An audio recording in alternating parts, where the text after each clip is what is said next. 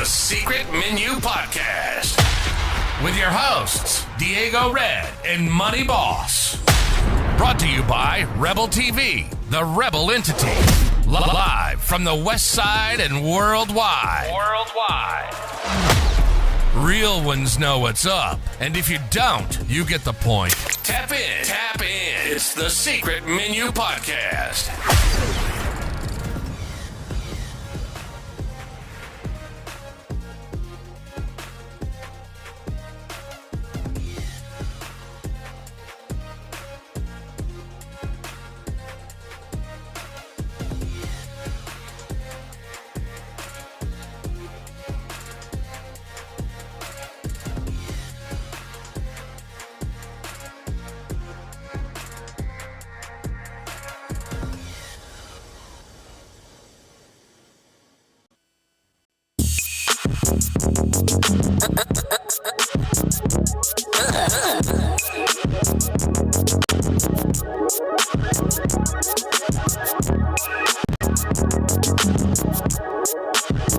This is fresh. The Secret Menu Podcast.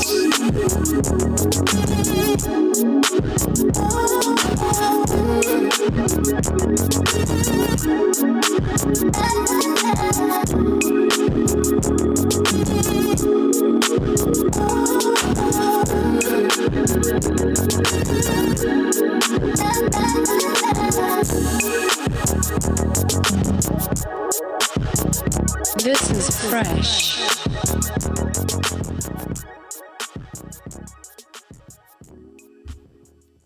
Money Boss.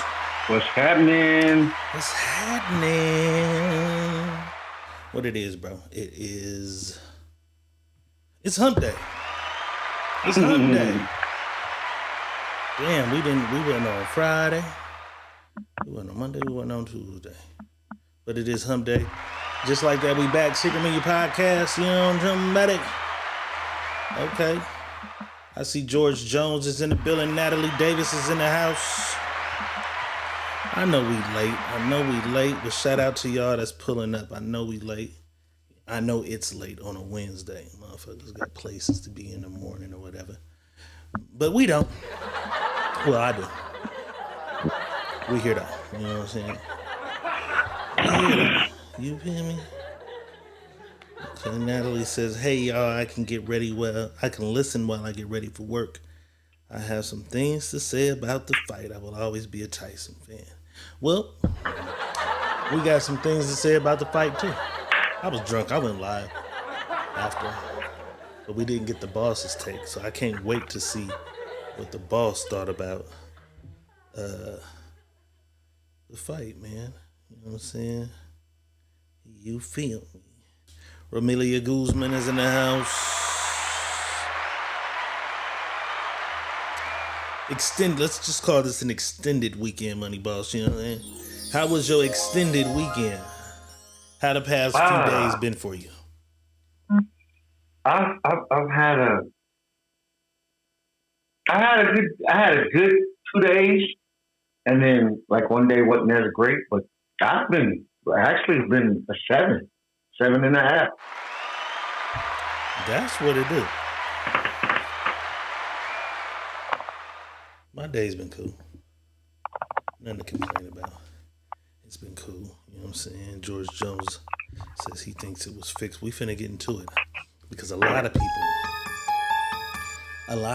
think that. You know what I'm saying? A lot of people think that.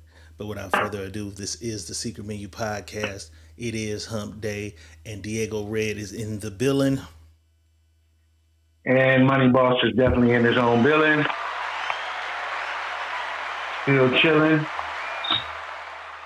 And I have to tell you about your mama. She's still mad. Did she watch the fight? I don't know. She ain't talking to me right now. She's still mad. She's still mad about Kamala. She was like, I can't talk to you. I said, baby, it's over. That was over when it started. Yeah, she holding on to that grudge. Stop holding on to that grudge. That shit was over before it started. You know what I'm saying?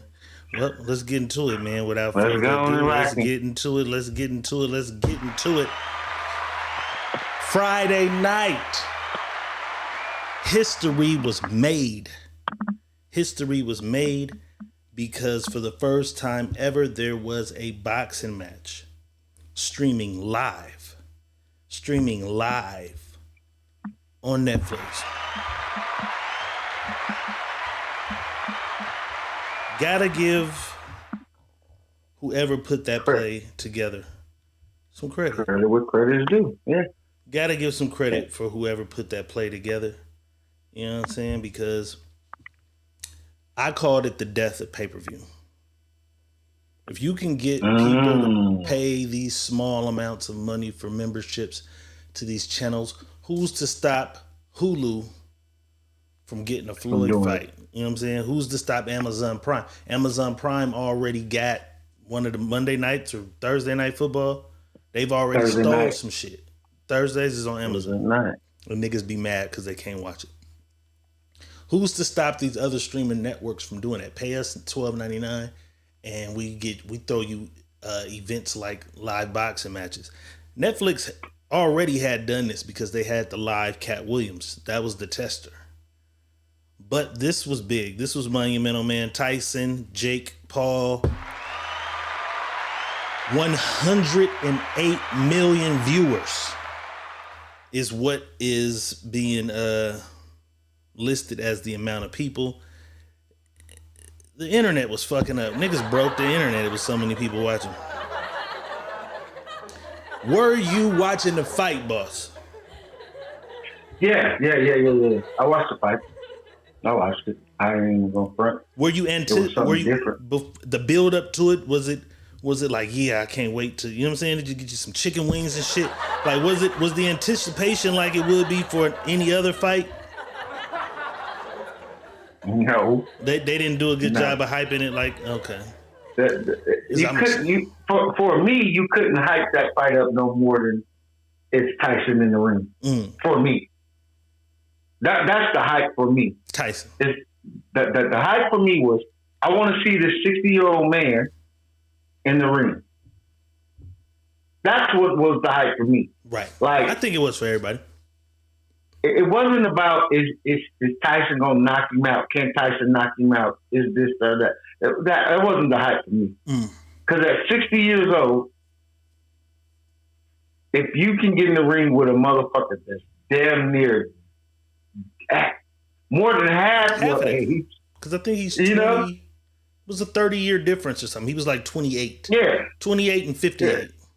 Yeah. Are the ages. Yeah. Tyson retired. This nigga was 8 years old. Crazy. So my hype wasn't even my hype. It was basically, I want to see Tyson in the ring, and then I want to see if Tyson can keep win enough to do this. 2-minute rounds. You know what I'm saying? 2-minute rounds. I thought was decent. Fair. And I'm not even mad because the 2-minute rounds didn't seem as short as I thought they'd seem. You know what I'm saying? No. The motherfucker was long as a motherfucker. Especially for a nigga 60. Them motherfuckers long. Come on, Mike. You know what I'm saying? Tyson was, well, goddamn. He didn't know if them motherfucking rounds was going to end. Man, that shit was crazy. Dove in the house. Shout out Dove and Krim. Lenore Elled's in the house. Sarah Fradu is in the house. And see Kimberly Williams is in the house as well. You heard me? Okay, boss, as you're watching this, though, you know what I'm saying? Well, fuck that. We got to go to the beginning. So before they even come out, they go to the dressing rooms and they're talking. They always do that before the fights. They're talking to the fighters. They talk with Mike. And there's a guy at the time, I don't know who he is, but later found out that was Mike Tyson's son that was interviewing him. He interviews Mike. Mike says, yeah, I'm going to go out there and do what I got to do, whatever. He says, all right, boy, I love you. I love you. Mike kisses the guy on the cheek. Turns around with his bare ass. Were you watching at the beginning to that part? I didn't see that. I heard everybody talking about it. I didn't see that. And I don't want to, I got the clip, but I don't want to play the clip because we're Facebook and YouTube. YouTube Right, will probably but just I've seen demonetizes. Okay, you saw it later. Okay. I've seen it later. Again, I've seen it later.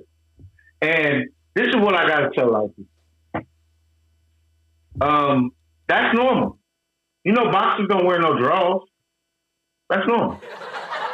Right.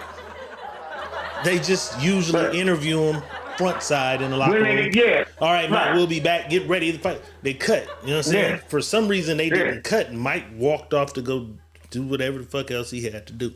You know what I'm Had saying? them old wrinkled cheeks out, huh? That nigga Mike. My cheeks look like a dirty diaper. Like, that's exactly what the fuck it looked like. Let me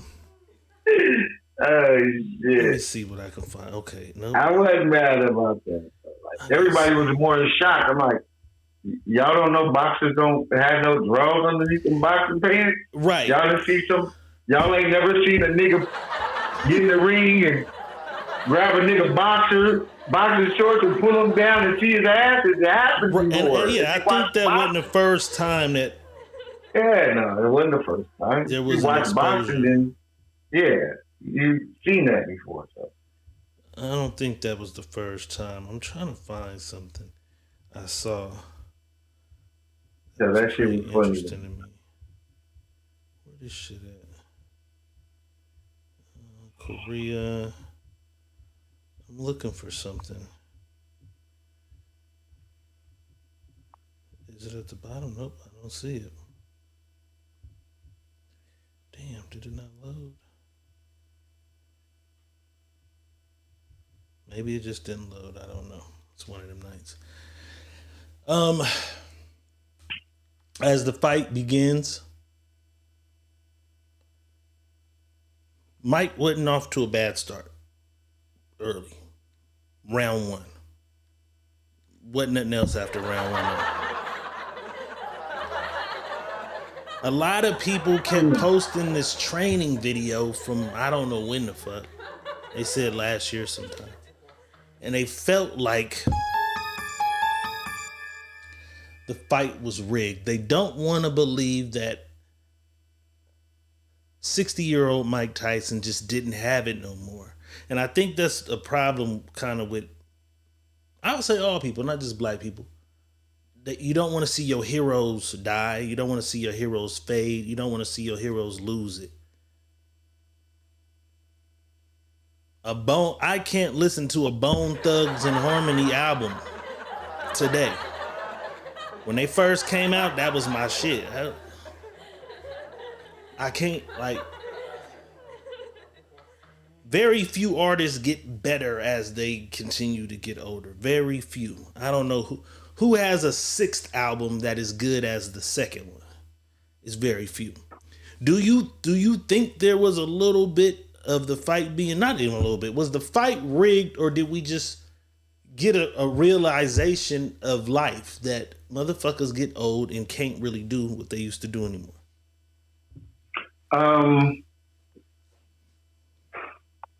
Rigged, yes, because Jake Paul could have beat the shit out of Mike Tyson. On that end. On that end, yes. Rigged as far as Mike being something we thought because we've seen a sparring video or a training video. If you paid attention, Mike had a fucking knee brace on. In them training videos, Mike ain't had no goddamn knee brace on. Okay. So y'all was hoping for a Mike that fought Roy Jones. Man, Mike had complications after the Roy Jones shit with his health. You know what I mean? He was in the hospital, shit went right. Like, y'all gotta know that wasn't the same Mike Tyson that you was gonna get from the training in the ring, because the videos probably was older. Mike could barely stand up. Yeah. You know what I mean? It looked bad. I hated to see it. I didn't even like that the fact that Mike was in the ring with this kid and Mike could barely stand up and really protect himself. And that kid knew exactly what he was doing. Right. He got the biggest ring he can and ran around. Now, if you tell me put him in a phone booth with Mike Tyson and all they got is that phone booth, Mike probably would knock his fucking block off. Tear your ass up. Because he can't run. That's a lot of cardio, a lot of adrenaline. Yeah. Once you get to moving, and like I told everybody, if you watch the fight, Mike only had 20 to 30 seconds every round. Yep. And you can see it in every round. Yeah, 20, 30 seconds every round. After that, it was nothing to be. So rigged, yes, because Jake Paul could have beat the dog shit out of him. I believe that as well. Rigged, because we thought Mike Tyson was going to win, or Mike Tyson could win. No. It just was, it was entertaining. And I know we wanted that. I know we wanted that. I know we wanted to see our hero go out there and do the unbelievable. Right. But nigga, if you are 60 years old, you can't beat up a nigga who play cornerback for USC, lift weights all day, running shit all day. We know that Mike is the exception. He was the youngest heavyweight champion ever. He fought. So imagine a nigga who doesn't train like Mike Tyson did for years. Even though Mike ain't really been training in the last few years. Mike smokes weed on his podcast. He got a podcast called Hot Boxing or something. He smoke a lot of weed. He do mushrooms. I just think it was reality. I think a lot of us don't want to realize that was reality. They want to say it was rigged. It was set up. I don't believe that Mike Tyson has it in him to rig a fight to where he loses. You know what I'm saying? Right. I don't think he that kind of guy. And that's what we love him for. Yeah, he going all out. He going all out. But and then you gotta understand who Mike Tyson is. You see him slap the shit out the boy for stepping on his toe. Mm-hmm. That's who Mike is. So you gotta understand the whole scenario of this fight was he knew that I can't stand in front of Mike. He knew that. Mm-hmm. There's not a man breathing that thought in a mind that this kid was gonna stand in front of Mike Tyson and let Mike Tyson hit him across his head. Nah, we couldn't have thought that. And he didn't, and he knew he wasn't gonna do that. So, I mean, it was if you know boxing, he kept a certain angle to where he couldn't get hit with Mike's good hand, and he did a lot of moving. You know what I'm saying? That ring was big as shit. That ring was big as shit. Big as fuck. Flawless says that's why he was biting his glove. Yeah, he bites that glove a lot. He's always bitten that glove his whole career. Yeah. Natalie says he smokes for real, for real. I was at the old 7 Seas out here in Vegas. He came through buying Swishers at the liquor store on a regular basis. I live in Vegas, and Natalie lives in Vegas too.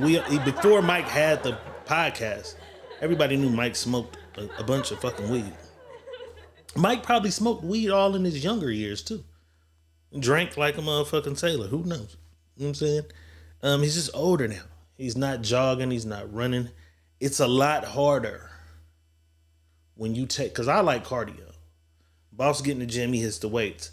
I like cardio. I like to jog for long distances and get on an elliptical. I've probably taken off about 7 months, boy, let me tell you. At 44, trying to run and shit again. Mm-hmm. And I don't smoke weed every day. You know what I'm saying? So I just think reality set in, man. And shout out to Mike. Shout out to Mike, though. He made it through. He made history. I hate that that's the last thing. I hate that little kids who don't know who he is are going to remember him for that. I hate it, but he's $20 million richer. I don't know, but a lot of people were upset by Boss. One of them being my guy, my dog, my motherfucking favorite boxer that's boxing right now, Tank. Gervonta Davis had a message for Jake Paul. You a whole bozo for this. And you didn't get the job done. Shithead. Tank tweets that out. What's crazy is I had already asked Boss. I'm like, nigga, you see? What Tank had to say, you think they get it? Boss, you was like, nah, the sizes ain't gonna work. They asked Jake Paul about it in the press conference right after. Let's see what he had to say. On the ring, Gervonta Davis just posted that he would beat the brakes off of you if you guys fight. Yeah, I mean, I'll be down. Let's run it. Like, I'll be super, super down. I don't know if Gervonta needs Jake Paul. Let's be clear, right? Is there a height limit in boxing? Well, round 3, Mike seemed to be running out of gas a little bit. You were working the jab really well. At any point, did you start to take your foot off the gas just a little bit because you noticed he was tiring out? Yeah, definitely. Definitely a bit. You know, I wanted to give the fans a show, but I didn't want to hurt someone that didn't need to be hurt. Did you feel Mike's power at all? No. He hit you with one, and you gave him the tongue. Only because the crowd, like, got turned up, but it didn't actually hurt. To Andre Ward afterwards, and he said that he didn't want to come out and say that he thought you carried Mike, but he said it, but I don't think he'd give it to him. What do you think would happen if that happened? That's not a fight Tank won himself. This man is 6'1", 230 pounds. Tank fights at 130, 135, 140 max. It's 100 pounds difference. It's not a fight Tank won. Sorry. We don't want that shit. Because he's a boxer, and boxers talk shit. You got to look at this kid. This kid is a big ass kid. This ain't no little ass kid. And I don't think people realize that. This ain't no little ass kid, and I'm looking. And I had to look, bro. I really did. I had to look, and this nigga's shoulders is wide. I'm saying, I'm looking at Mike, and I'm looking at this kid, and I'm looking at the Mike again. I'm like, oh, this nigga's a big motherfucker. He ain't no little motherfucker. I seen him in person. It's big. And he trains. Yeah, he's a big motherfucker. And his story is he was binging on drugs and alcohol because he was rich as a YouTuber. So he picked this shit up to fight addiction. Because I can't do this and be high. I'm going to get my ass knocked out. So he picked it up. He's not crazy though. Everybody's like, he won't fight the best fighters. He won't fight the best fighters. Me and Saint had a full goddamn argument today, boss. Because Andre Ward hinted at maybe he should fight him. But I'm like, Andre Ward isn't the cash. He's not the cash cow. He's a great fighter.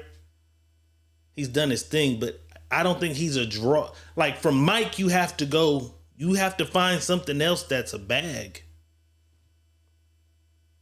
Do you think that's a bag? Do you give Andre Ward $20 million? Andre Ward gonna beat the brakes off that boy. Of course, he's the better boxer. So sure. I don't think he would give Andre Ward that money to beat him up. I think the draw, and this is just some people I heard in the barbershop where I got shaved today.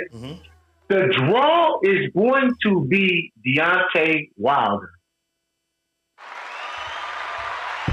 That's who we want to see. I don't think he want to fight him. Even though my nigga lost his last 2 fights. He's got to fight a heavyweight class. That's big.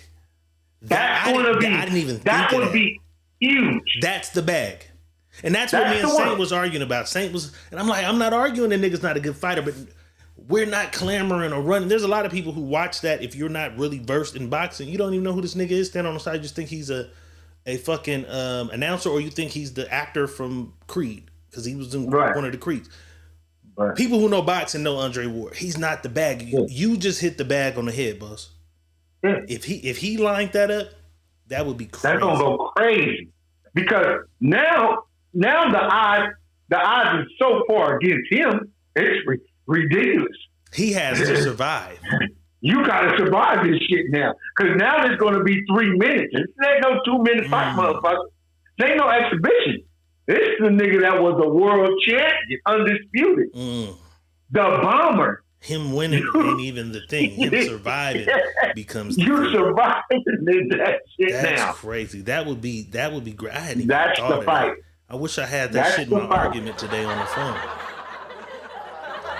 That would be insane.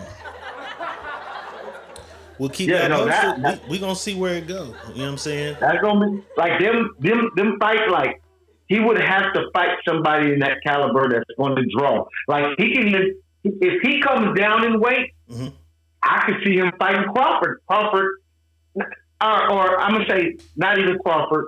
I'm gonna say Benavidez or someone else. Somebody says that he mentioned Canelo. Canelo. That too, because Canelo is Canelo is in the 168, 170. And he's a little aged. And he's a little older. Slightly. Yeah. Prime Canelo will fuck him off. Big time. What do you think about Oscar De La Hoya coming out of retirement to fight him? Not at all. He's gonna whoop Oscar ass. Oscar would do worse than Mike. I'm not gonna say he's gonna do worse than Mike, but he's gonna whoop Oscar ass. Oscar's like Floyd size, right?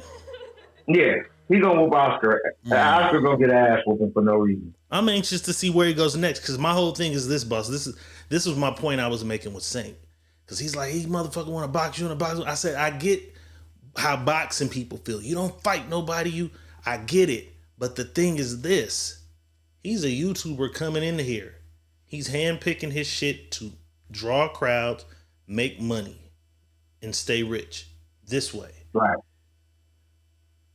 Floyd, at a certain point in his career, was like, I know how I'm going to make more money and get more viewers than have ever laid eyes on me. He targeted Hispanic boxers. He made a mockery of it. He came out in sombreros and shit. You know what I'm saying? And like had all these fights against Hispanic boxers in a row. In my mind, what I saw was he took the nigga hero. He took Tupac. He took Martin Luther King. He took the only other nigga he could have had like that was Muhammad Ali or something. Like this, Mike is treasured and loved like that, right? He took our hero and did what he did. He ain't beat him too bad, but he beat him. He beat him. And a lot of people who don't know who the fuck Jake Paul is, a lot of people who don't know watch that fight because of that. But now everybody knows who he is and they hate him.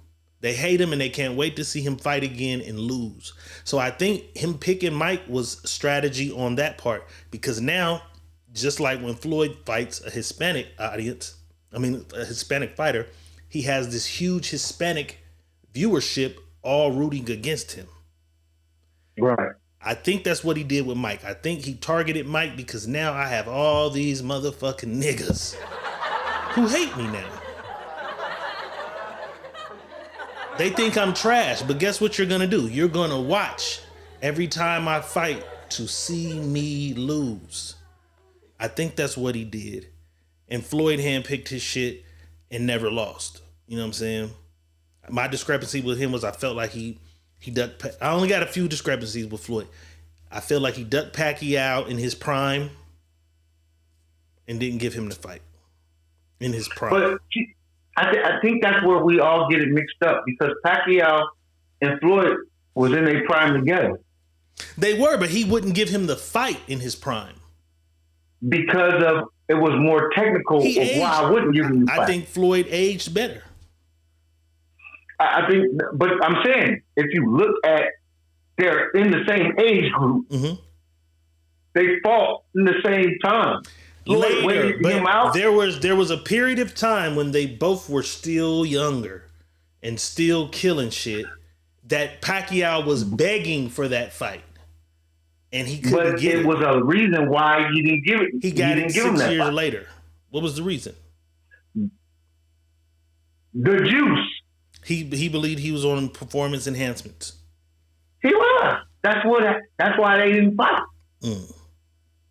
So that's why he made him drain. When they drained him, when they both had to drain, and then we both get tested at the same time, I try to tell everybody, all the boxers are dirty. So I don't know if people don't understand that. I mean, because we've had this discussion. You believe they are. So what's the difference between Dirty Pacquiao at 43 and Dirty Pacquiao at 31? Because now I have to test you, and now you're not dirty, so you don't got the advantage. I don't give you your Superman juice to fight now. Now you got to come off the Superman juice, and now you got to fight with Mano. That's how I felt like I always wanted to see that fight back here. I feel like they could have made that happen with the stipulation. However he had to do it, I felt like he could have did it. I always feel like Floyd did not want to make that fight happen then. But who knows? I'm anxious to see where Jake Paul goes from here. You know what I'm saying? Mike, I don't want to see fight again. He says he don't think he's done. When questioned about some things, Mike had some crazy shit to say, man. This fucked me up. Mike Tyson reveals he and a friend had sex with the same girl with AIDS. Say what? They both died. I didn't catch AIDS. Raw, too. What the fuck, Mike? Mike says, hey, life isn't over. We're still fighting. We only make it out on the day of our death.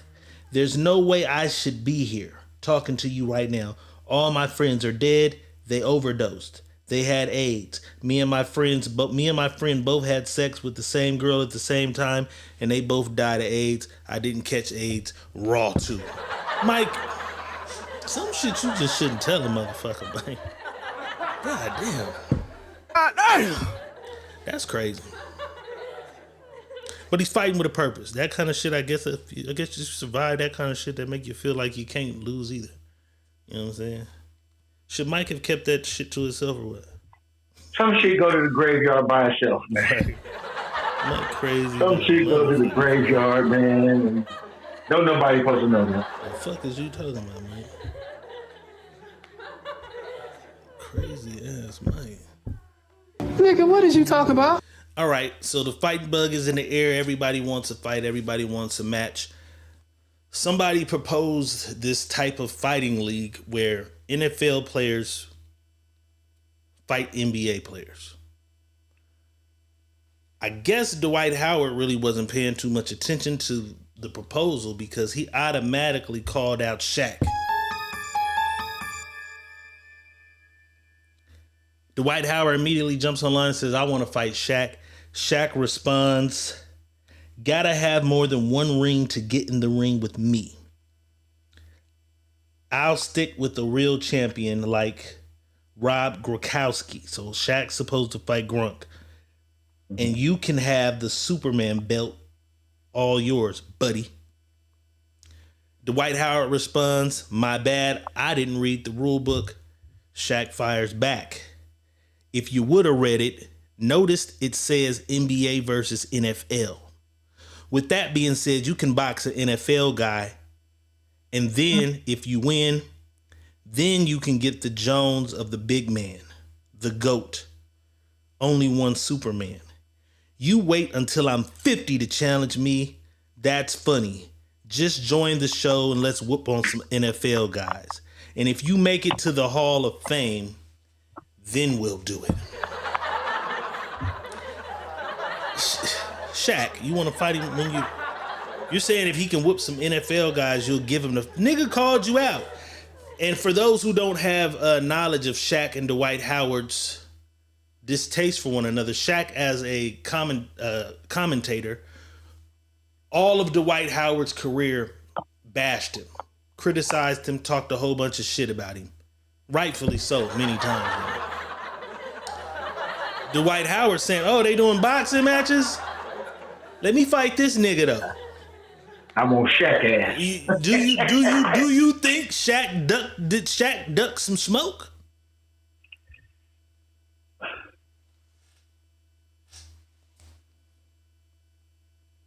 I can't say he ducked the smoke. I think Shaq's like, I'm not entertaining Dwight Howard because I got on there and me and Grump said we were going to fight. So all of a sudden, Dwight Howard want to come out the woodworks and say he want to fight Shaq. I don't think Shaq's ducking the smoke, but God damn it, Shaq's 50. How old is Dwight Howard? 38? I'm not sure. But he said if you beat an NFL guy, then I'll fight you. What's the difference? If you make it to the Hall of Fame, then I'll fight you. What's the difference, Shaq? Shout out my boy Diddy Bop is in the house. Think you just telling me? Diddy with the 500 stars. We appreciate the 500 stars. The stars is back. The stars popped up on Facebook. They be playing with me in these stars. But is there a difference? Do you think Shaq gracefully... I mean, I'm 50. He should have just said, nigga, I'm 50. Nigga, I ain't fighting you. But he gonna fight Gronkowski. What's the difference? I don't know. That's why I said I don't know. That's why I was in my own world about it when he said, you wait till I'm 50. Yeah, you could have caught Shaq when he was Shaq. I don't think he wanted that problem when he was Shaq. So, well, they would go back and forth, but I guess these niggas, they can't fight in the street. But there's an underlying type hatred for these niggas between each other. I mean, you know what I'm saying? And Shaq got a lot of big men hate Shaq. JaVale McGee. Yeah, he hate on him too. You don't like Shaq. Shaq hate on all the big niggas. He hate on all the big niggas. Or I think because Shaq, I don't think it's hate. I think Shaq feels like after me, y'all supposed to be better than me.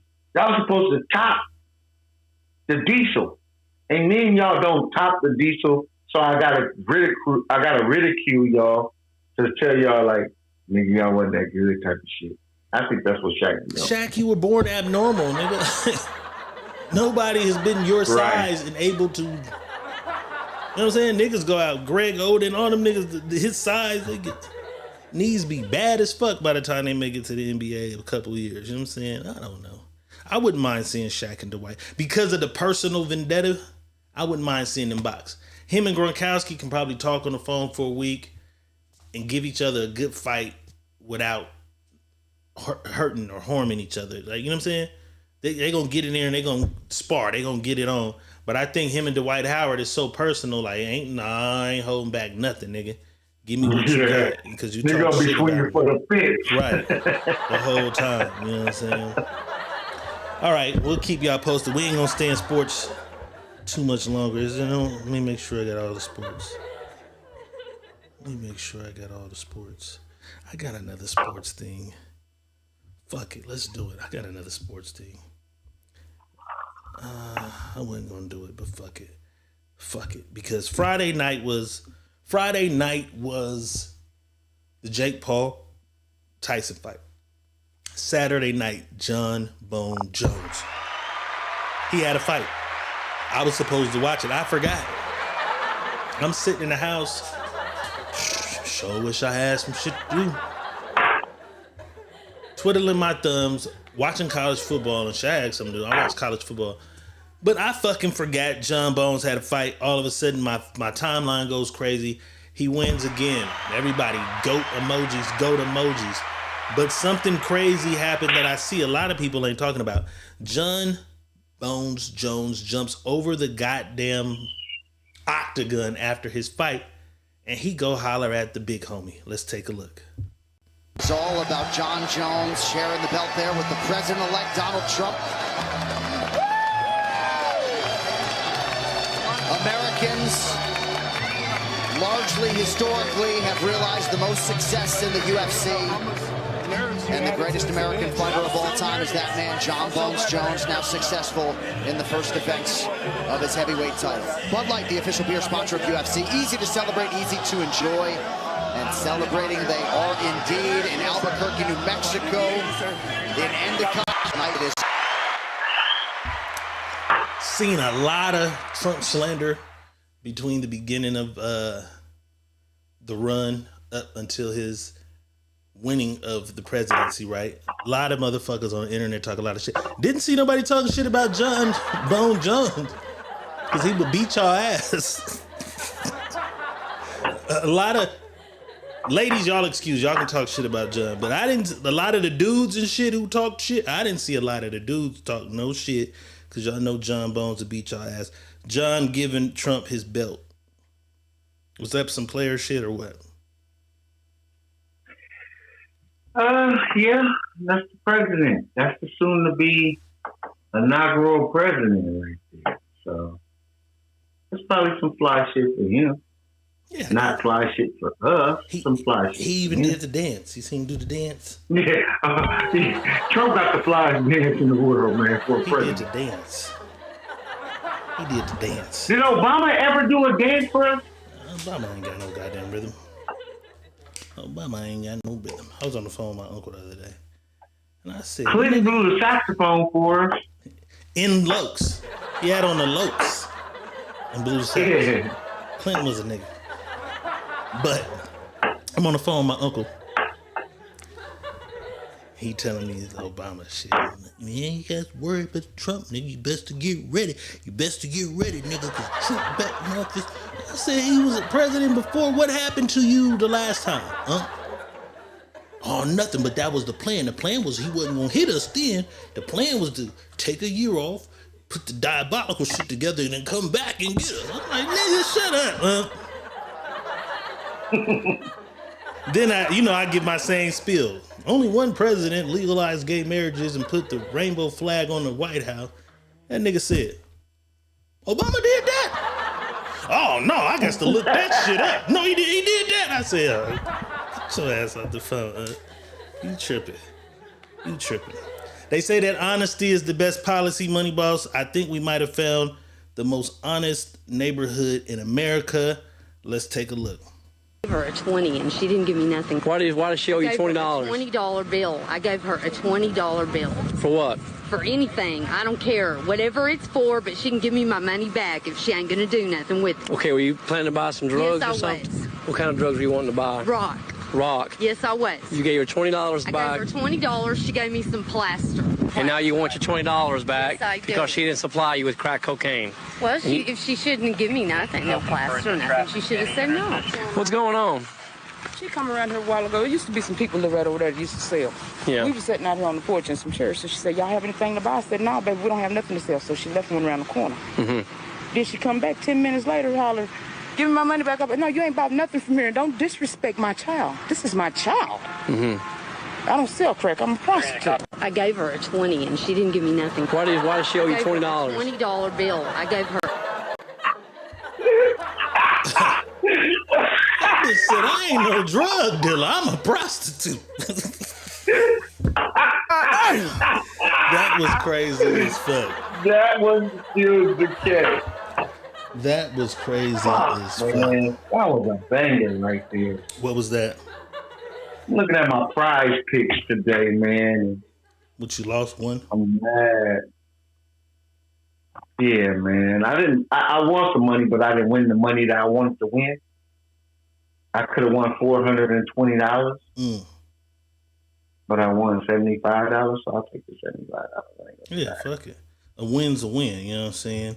But this win was right there. Right there for the grabbing. A win is a win. We'll take it. We'll recoup. We'll recoup. There's a picture online that has gone viral. Sometimes they'll put that painting up and they'll say it'll be like a woman with her heart with stairs and a dog at the bottom of a lake. What does this picture mean to you? This is how I see this, although this is some nigga shit. There's this picture of a mother and her two sons at a football game that is going viral, and everybody's asking, what does this picture say? Boss, I want you to take a look at this photo on the screen. I've seen a variety of answers. What does this picture say to you? In the comments, what does this picture say to you as you look at this picture that's on the screen? It's going viral all throughout black social media. everybody has a lot of things to say. You know what I'm saying? Looking at this photo.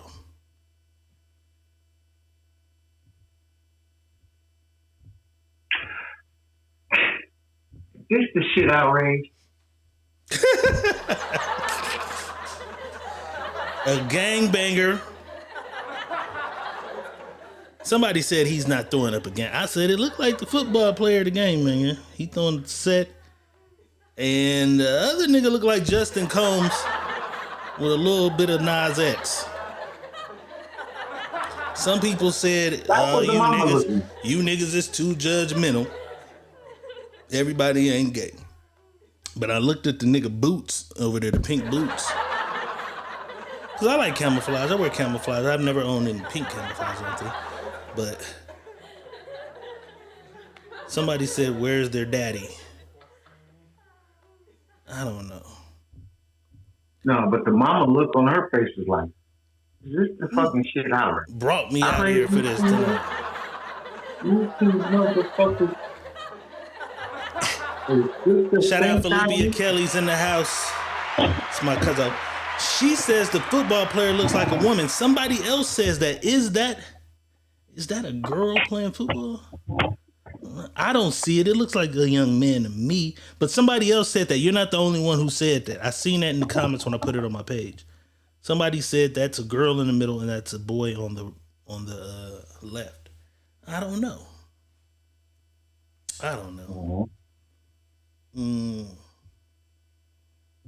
But it is what it is. You gotta love your kids. You know what I'm saying? You gotta love your kids. However the motherfuckers roll, you got to love your kids. Let me see. You got to love your kids. This right here, though. This has America questioning if this lady actually loved her kids. Too many times this shit happens. There's a gang shooting.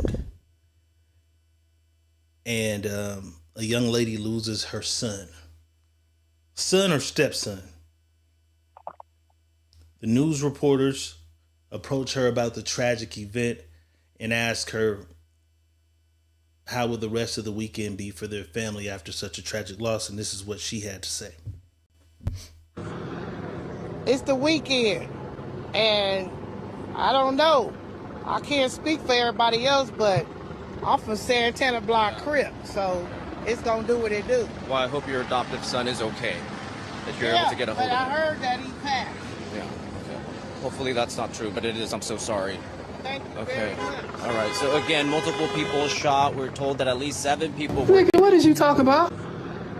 It's the weekend, and I saw that several ways. Tell me what that gave you.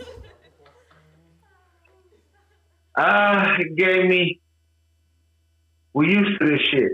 This shit happens. It's part of our lives. So, you know, y'all may look at it as this is what we grew up in, and it's the weekend. We're gonna do what we do. We're gonna celebrate the homie.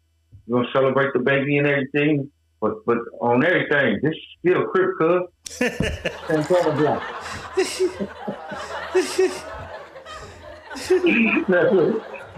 what I got from that. Like, this shit don't stop because one casket dropped. You know what I mean? I feel bad for it. Shout out Lethal Fresno in the house. That's it. He says she won her run backs. And in my mind, I'm looking at this and I said, that's somebody masking the pain temporarily. And what she said in code was, you motherfuckers gonna have a funeral in about a week. Get ready, because these little niggas who love my little nigga is gonna make it do what it do. Goddamn right. That's sad. This shit don't stop. Look where we from. Yeah? It don't stop because one casket drop. Motherfucker, watch how many we drop on your end. Let me tell y'all something. Y'all gotta understand. This LA life shit, boy, y'all better understand. That LA lifestyle it's not like no other when it comes to that gangbanging. It's not. That gangbanging shit, boy, I'll thank my mama for moving your ass. For moving my ass up out of that bitch. I pray to thank you. Cause that shit, the shit I watched my cousins them go through, rest in peace to my god brother, rest in peace to my little uncle. Bro, that shit is serious. Man, that's crazy. That's an everyday thing. I got my cousin David, and he can't even go to certain shit. I'm like, bro, let's go over here where we used to grow. I can't go over there, nigga. Nope. Huh? During the pandemic, I got an Airbnb. I got a fly ass Airbnb. Fly. But when I, fly on the website. But when I get there, I go to the instructions. Neighborhood look nice though. But LA tricky like that. And we're like, go around through the alley, but there's a gate. So you get around behind the houses and there's a gate with an alley. Like a gate behind all these people's houses with a lock, a boat lock, and a combination code on it. So I got to put in a combination code. I'm like, what the fuck? And now I look down at I see one nigga kind of walk out. Two niggas kind of get the gate open. Got to drive in the gate. Got to close the gate back, put the lock back on. Drive to the garage faces the back alley. So it's one of them old wood garages that you just pull it up. Ain't no opener. You got to pull the garage up. Single car garage, drive the car in. We in there, motherfucker. And I called a homie. I'm like, man, I got to fly out of Airbnb and shit. I'm over here off of whatever street. He say, shit, I fuck with you when you know what I'm saying, get out or come somewhere, nigga. I'm not coming over there. You in the A-Trays. I said, oh. We staying in the house. And from there on, I parked in the front of the house. Once I left that alley in the morning, I parked in the front because it's too much. You gotta get out. I'm like, yeah. LA shit is a motherfucker, boy. Motherfucker. One of the most underrated yet prolific R&B singers of all time has come under fire by the LGBTQ, my nigga, Genuine. So Anxious, one of the greatest R&B songs ever made. That album, 100% Genuine, is one of the best R&B albums ever. He should have a versus against somebody. He got enough bangers. I always say that. But Genuine is under fire, boss. They are on his ass right now because Genuine has been called out for saying he would never date a trans woman. Say what? What the fuck? Should he not be allowed to say that? They mad. This is what world we live in. We live in a fucked up world. They mad because he don't want to date a man. He ain't gay. He should don't want to date no man. He should have said, okay, that's his preference. It's cool. We can't get mad at a gay guy for saying he'll never date a woman. Okay, that's your thing, my nigga. You cool. I get it. It's cool. Leave people alone. The LGBTQ plus I-79 345. Leave people alone. Y'all need to stop. Y'all need to stop. Y'all because it's gotta be. It's not a fair playing ground with people. That's what I'm saying. It's supposed to be equality. Yeah. So okay, not fair playing. Y'all allowed to do what y'all do. We allowed to, but now motherfuckers keep coming for other people. Like, nah, man. He should be allowed to say that. He should be allowed to say that. God damn. Fucking with people. All right, Bernice Burgos. Shout out Bernice. Bernice is well off into her 40s and still finding a motherfucker. She is going viral though, boss. She's on the Joe Budden podcast and she's reminiscing. She's talking about her days. Her days in the strip club, but she was not a stripper. She was a waitress bartender, she says. Everybody in New York said they knew her. She was a waitress bartender. But she's going viral because she said this. 30,000. On a slow night. I don't understand. On a slow night. What was a good night? Ooh. What was your best night? Yeah, my best night was my birthday. Every year, I only bartend for 3 years. I only said 3 years I was going to be in here, start my clothing line, and I was out. Buy my house and do what I got to do. You know, and that's what I did. And I make sure I give you the bottles for $250. The bottles cost $350. Okay. So, what you going to, so I'm going to hustle.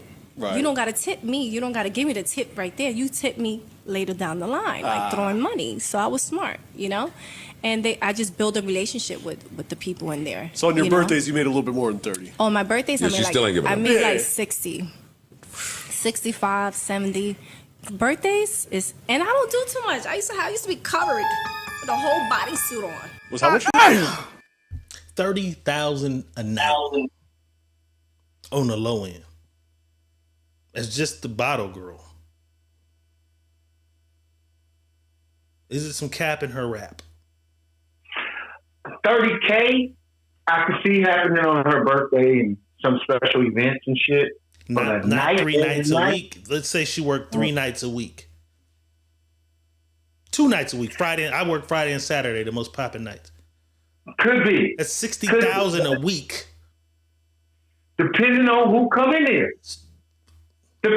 Bro, I watched a motherfucker throw 250. They backed the Brinks truck up. But listen, the money that's being thrown is for the dancers, boss.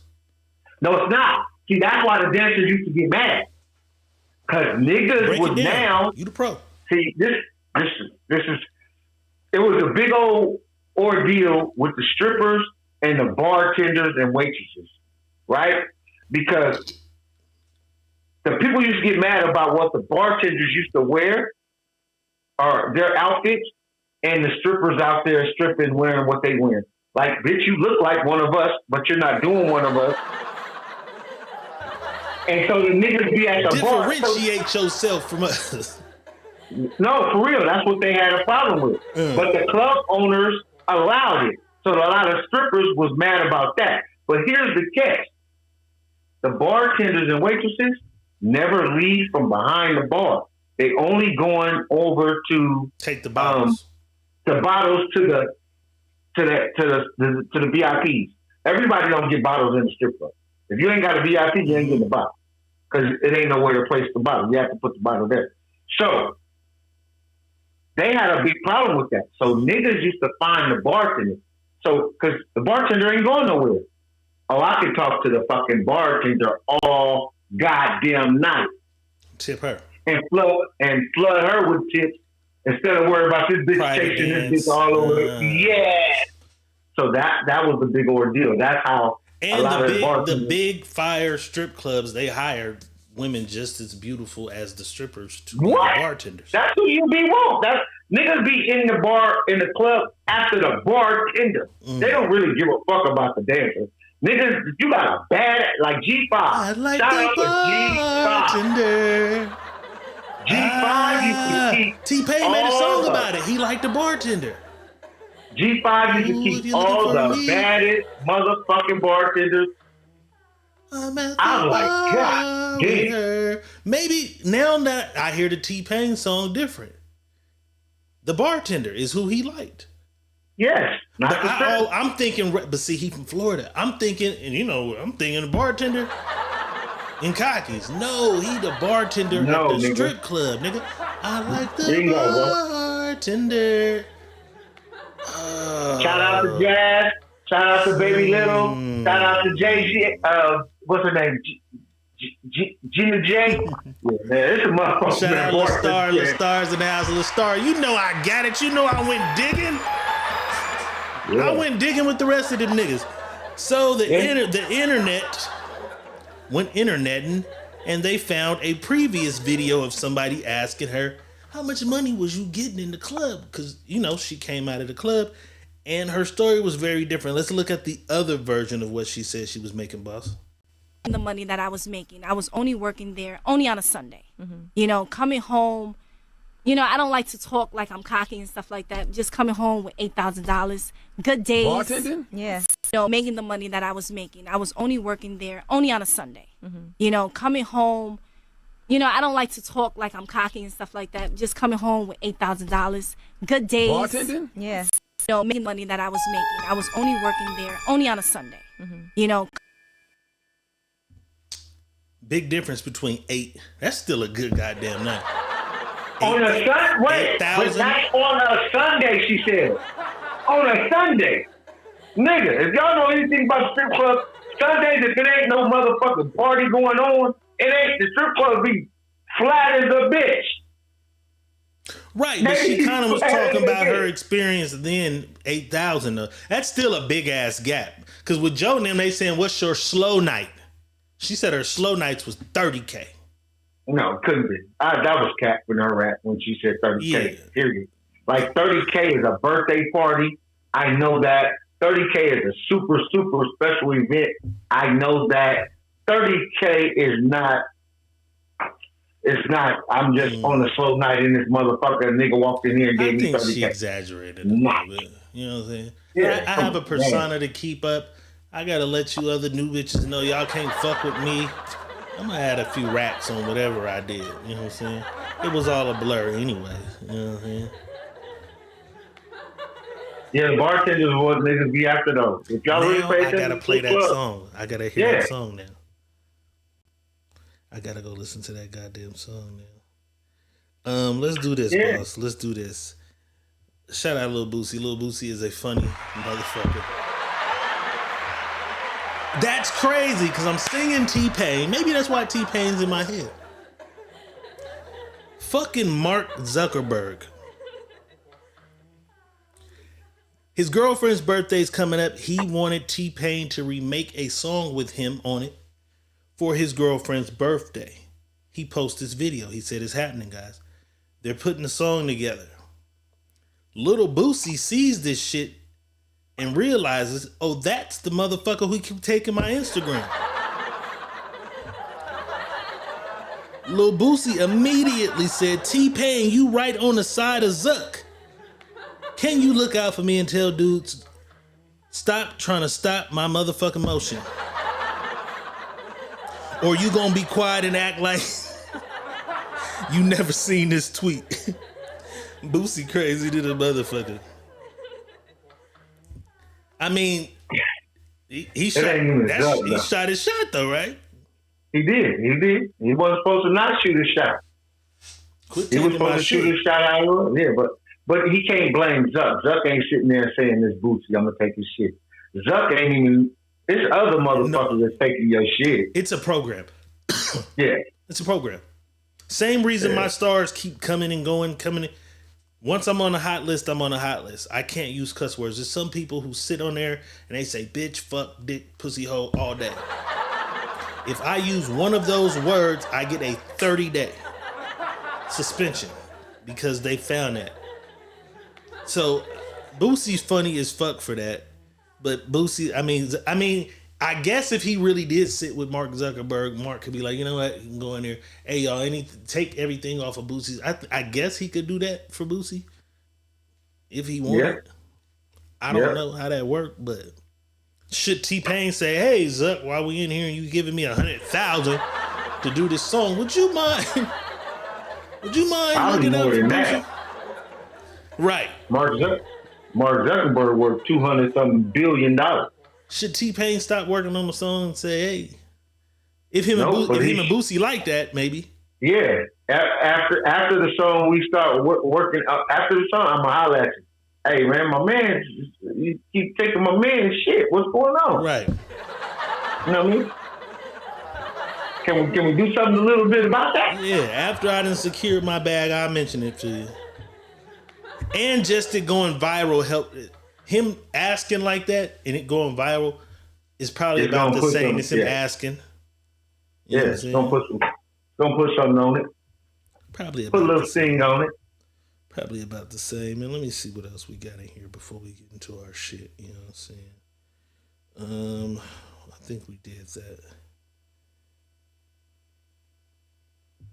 Oh, fuck it. Let's talk about love. I have to give a public apology to Megan Good. I reported that Megan Good had broken up with Jonathan Majors, and I went in on her ass. I said she left him because she started paying the goddamn bills and legal fees while he was going through his trial time. Nope. It's not what happened. They didn't leave, boss. They actually are now engaged to be married. Let's take a look.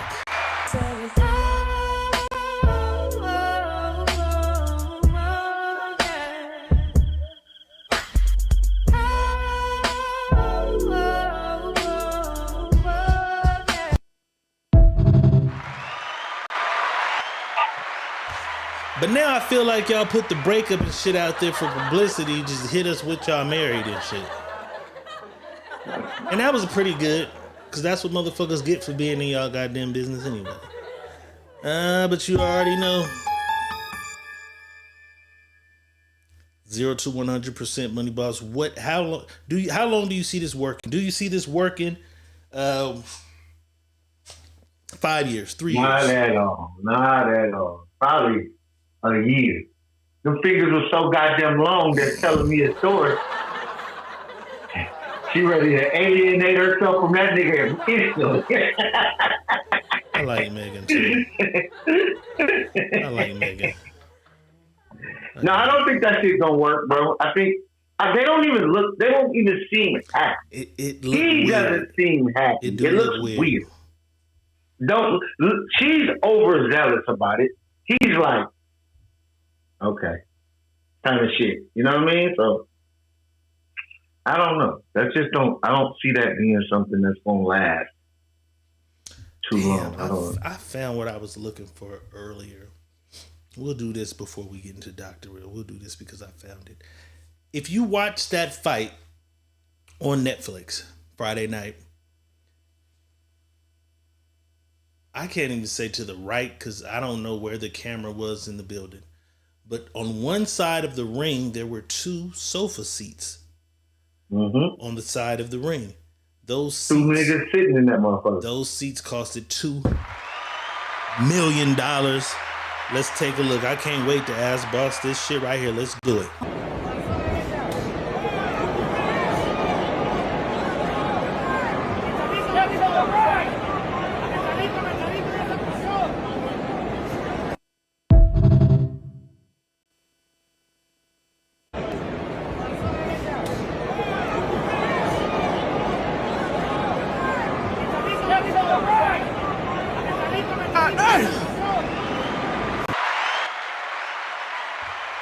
$2 million for those 2 seats.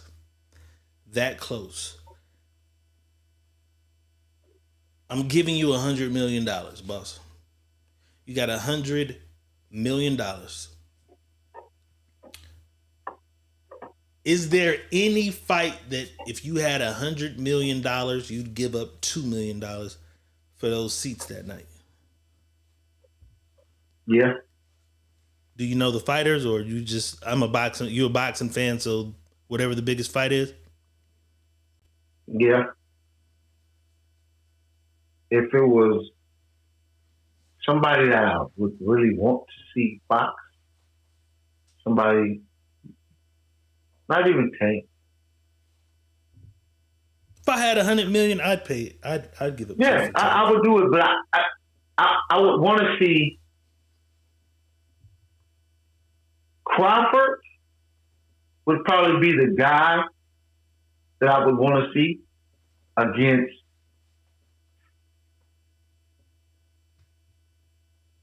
who's left? Boots. I would see him against Boots. I don't even think I would pay $2 million for that fight, because I think Crawford is going to demolish Boots in a fight, which everybody thinks Boots can run with Crawford. But I would see. I mean, it would have to be something good. But you would do it. If you had $100 million, you do it. I would do it. I would definitely do it. If you had $50 million, would you do it? Yeah. Okay. Shit. I didn't think Boss was gonna fuck with that. You fuck with that, okay? Yeah. I didn't think he was gonna fuck with that. Okay. $2 million. Boss is a bigger boxing fan than I am. I just like Tank. Yeah. I watched the rest of that shit. I just really fuck with I Tank. like Tank too, but I would want to see. I would really want to see again Ryan and Devin.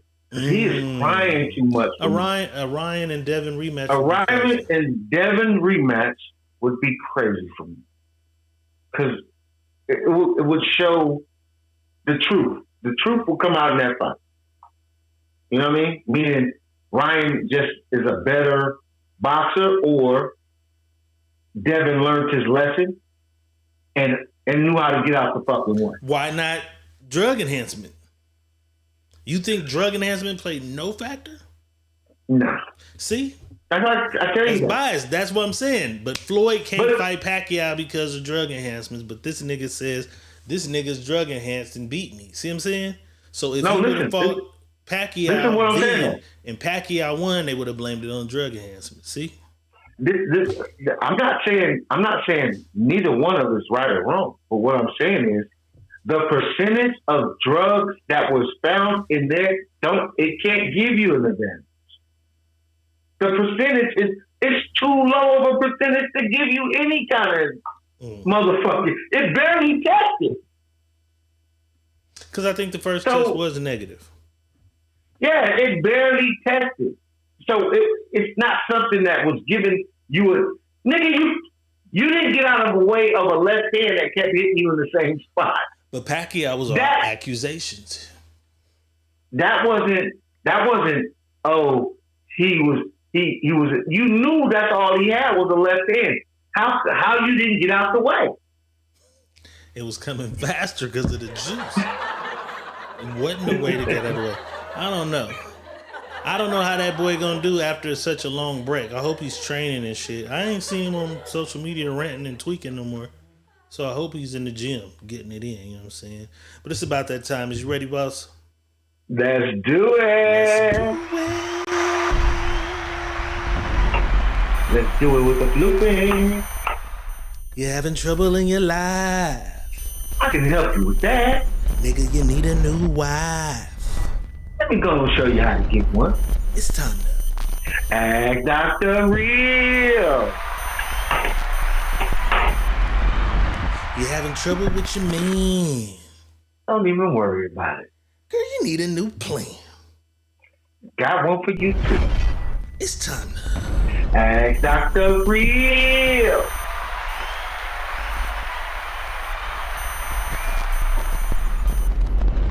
Time for some Ask Dr. Real. Sending your scenarios, situations, stories, whatever it is you got going on in your life to either my inbox, Money Boss's inbox, or the Secret Menu Podcast at gmail.com, and I assure you that you shall remain anonymous. Remain anonymous.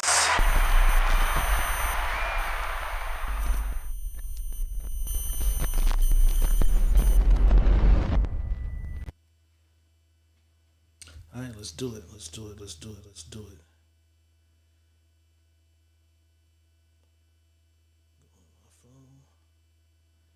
All right, let's do it. Okay, it's a guy.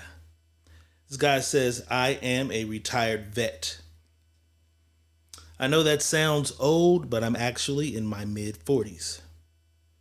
I have just made some smart decisions early on in life. I am not rich, but I am financially free in my space, and I do as I please. I own my home and both of my vehicles. The one child that I have put through college is grown and doing very well as an adult. I've been seeing a young woman for some months now. She will stay over for the weekend and sometimes even a week. She makes remarks often about how I need a woman to come home to and when am I gonna quit playing. Honestly, I like my space. And I like the freedom of doing what I want when I want. However, this past weekend, we were kicking back and she asked me, why haven't I asked her to move in yet? I often help her out with a few bills and things at her place. So her next joke was, it would be cheaper.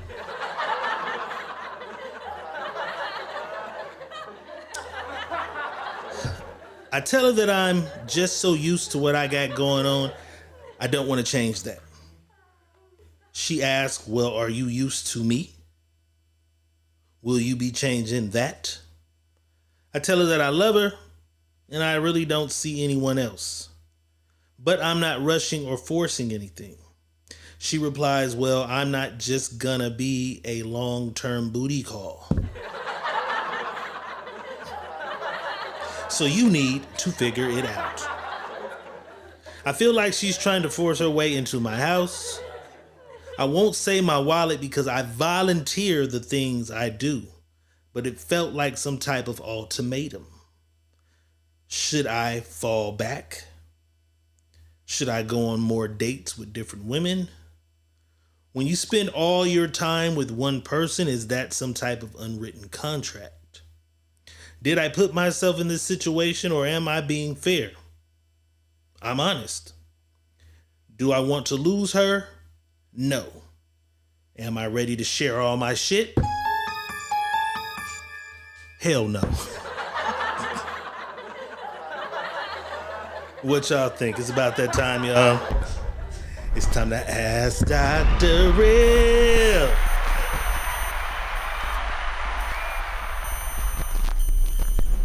Okay. Pretty much retired vet. First of all, sir, thank you for your service.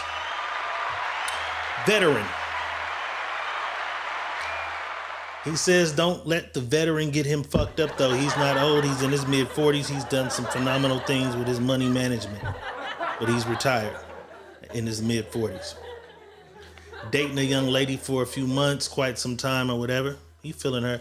She spends the night sometimes for the weekend, sometimes the entire week. She's starting to press him though now, boss. She's pressing him like, why you ain't asked me to move in? Like, why we not doing this whole shit together? It'd be cheaper. Because he's helping her out with bills and things. At her house, he's saying, hey, I like my space. I'm used to what I'm used to. She asked, hey, well, are you used to me, nigga? Or is you trying to get used to some other shit? He says he feels like this is an invasion of his home. She's trying to force her way in the house. She's trying to force her way into this situation. They got a situation already. She's trying to push the process forward a little faster. And she asked, you know what I'm saying, is he used to her? He's saying, hey, I like her. He says I love her. He told her he loves her. Does he like what he got going on? I forget what he said. His key words were this. Do I want to lose her? No. But am I ready to share all my shit? Hell no. That's what it was. He's not ready to share all his shit. But he may be on the verge, boss, of losing a lady that he says he loves.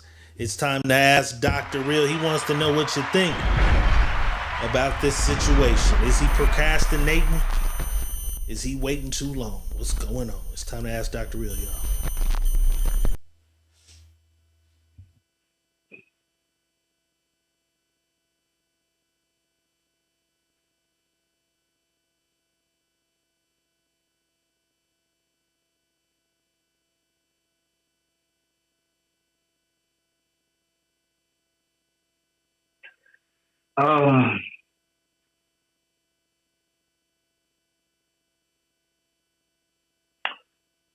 Well, sir, here's what I'm going to tell you. It's me telling you what I think of the situation. If you're not ready to move her in your house and you're okay with doing what you're doing right now, don't rush yourself or don't allow nobody to rush you into something that you're not comfortable with doing right now. If she feels like you're doing something and it's taking too long for her to see the shit that you're doing and she wants something to move faster, maybe you gotta back up a little bit. Maybe that's just not that person that's meant for you that you're looking for or you need, you know? You can love a person, but sometimes you gotta love a person from a distance. It's okay to love a person from a distance. You know what I mean? Just because you love don't mean you're gonna mesh together. So I'm just gonna tell you to evaluate the situation. And if you feel like she's pushing the situation upon you, and it's not growing upon you to make that move, that's just probably not the woman that you need in your situation right now. You know what I mean? Yeah, sometimes we get attached to that person that's been around because we're so used to that person being around. But sometimes you just gotta let some things go and let it be what it is. Because once you do that, now they'll understand, was it that important for me to rush to be in that man's house with him? Or was it enough for me to say, this thing is growing and we're working together and we're building this as something and laying a foundation that's going to be sturdy underneath our feet and not something that just can be wilted away. So I just tell him, reevaluate the whole situation. If you feel like you're being pressed and you don't like that you're being pressed, pull back a little bit and see how that shit works. Should he take into consideration he may lose her? Yeah, he should always take that into consideration. Like I said, we love people, and sometimes that love that we have for them is the love to let them go. I have to love you enough to let you go. And if I love you enough to let you go, I will let you go to find out and see if that's worth me letting go. If it's worth me letting go, then I have to let it go. If it's something that's meant me letting it go, we'll find our way back to each other. If it's something that's meant. So that's just how I'm looking at it. Don't mean I'm telling you the truth about something. Yeah, but he comfortable in his zone. He enjoy it. I don't think he should force it either. Yeah, and he honest about it. Cause he could have rolled with the play to keep the girl and then been unhappy in his house. Now you're a prisoner in your own shit. So at least he was honest enough to say, no, I don't want to do that just yet. Right. And he should. Right. Any man should do that, or any woman should do that. Don't just because y'all love each other and feel like love is what's holding the household together. Maybe that's the wrong thing that's holding the household together. Maybe love doesn't understand a lot of shit. Love is just an emotional feeling that you have. Love is not understanding sometimes. You know what I'm saying? So maybe you gotta let that love go and still love a person. You can still love that person. We don't love each other that we have to be together. I can still love you and want the best for you. And whatever the fuck your love is for a person is, you can do that. You know Could what I mean? he still be evaluating to see is this the lady that, you know what I'm saying? He could be. He could be because he's an older guy. He's not a younger guy, so he already know what he's been through or what he's doing. Right. I wish he would have said her age. So he ain't got to rush something that he already know that I'm already here at this age in my life, in this stage of my life, that I don't have to rush this shit. If it's meant to happen, it will happen. If it's not meant to happen, then I'm not going to force it on myself because she wants to force it upon me. You know what I'm saying? So I think that's what a lot of people got to understand in their relationships. Don't think that because you love a person, you have to be there and you guys have to be in each other's space. You can love a person from a distance. You can love a person by afar. You don't have to be in the same space. And if you think the love is not love because you're not in the same space, then maybe that's really not love in some people's eyes. I don't know what everybody's love is, because love to me is a phenomenon. Nobody knows what that shit is. We all just use it how we use it. But so I just feel like that's the thing for me. Right. Well, good luck, player.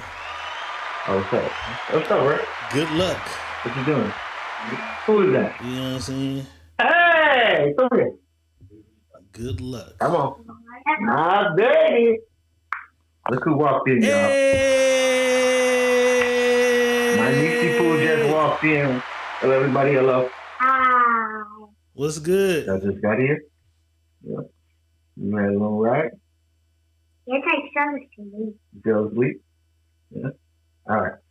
I'm gonna see you in a minute, okay? All right, tell everybody bye. Bye. We got a real celebrity on this motherfucker tonight, man. Ladies, this one is for you. Your man is going to see ass cheeks at Walmart all day long on Facebook and Instagram. He will even see ass cheeks in his dreams. There's nothing you can do about it. If he's your man, he's your man. I don't understand why y'all think y'all can stop a nigga from looking at some ass cheeks. You know what I'm saying? But this young lady and her man is at looks like a basketball game, boss. And it go up. The music's playing. It's turned. The young lady behind their seat begins to dance. And this guy's young woman, his lovely lady, she couldn't take it. But she kind of put it on him. Let's take a look.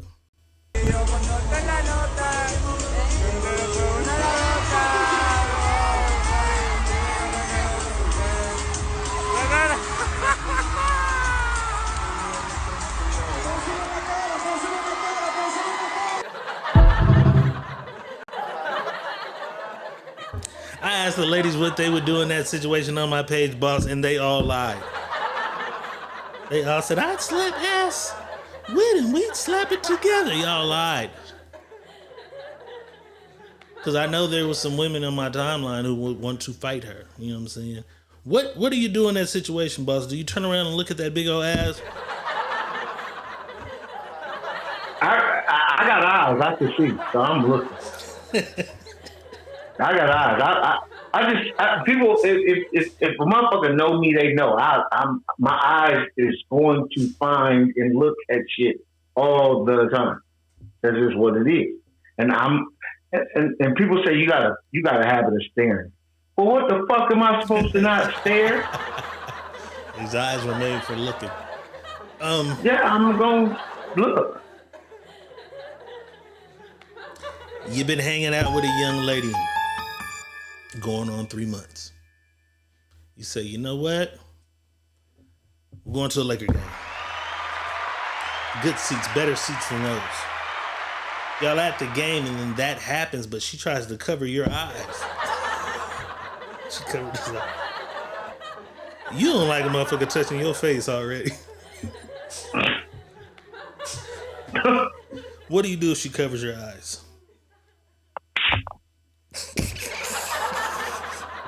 Unhand me, you harlot. Them hands are getting slapped down quick. Ladies, your man is gonna see some ass, and it's cool. I don't understand that lady's insecurity because he's right there with you, leaving with you, came with you. There's not too much he can do. He gonna think about that big old ass now all the time. Okay, Miss Nate. Shout out Miss Nate. That's the response I wanted because I know that's the real response. Miss Nate says the old Naya would have pushed her. I know it. I'm looking at my timeline and I seen at least 3 motherfuckers I know. It would have been an altercation in that. Hey, bitch, gotcha. It would have been an altercation, but nobody said that, boss. Thank you, Miss Nate, for being honest. I'm not saying that's right, but I knew that there was somebody. It would have been a whole ass fight in the motherfucking Staples Center. You know what I'm saying? It would have been a fight. They all lie, boss. They do lie. But I'm saying, they lie a lot. For what is the right answer? But the truth is, it was a bunch of motherfuckers in there who would have had some words and said some shit about her dancing. You know what I'm saying? In her seat that she paid for. You feel me? It would have been some shit. Let me see what we got. I don't want to go that dark.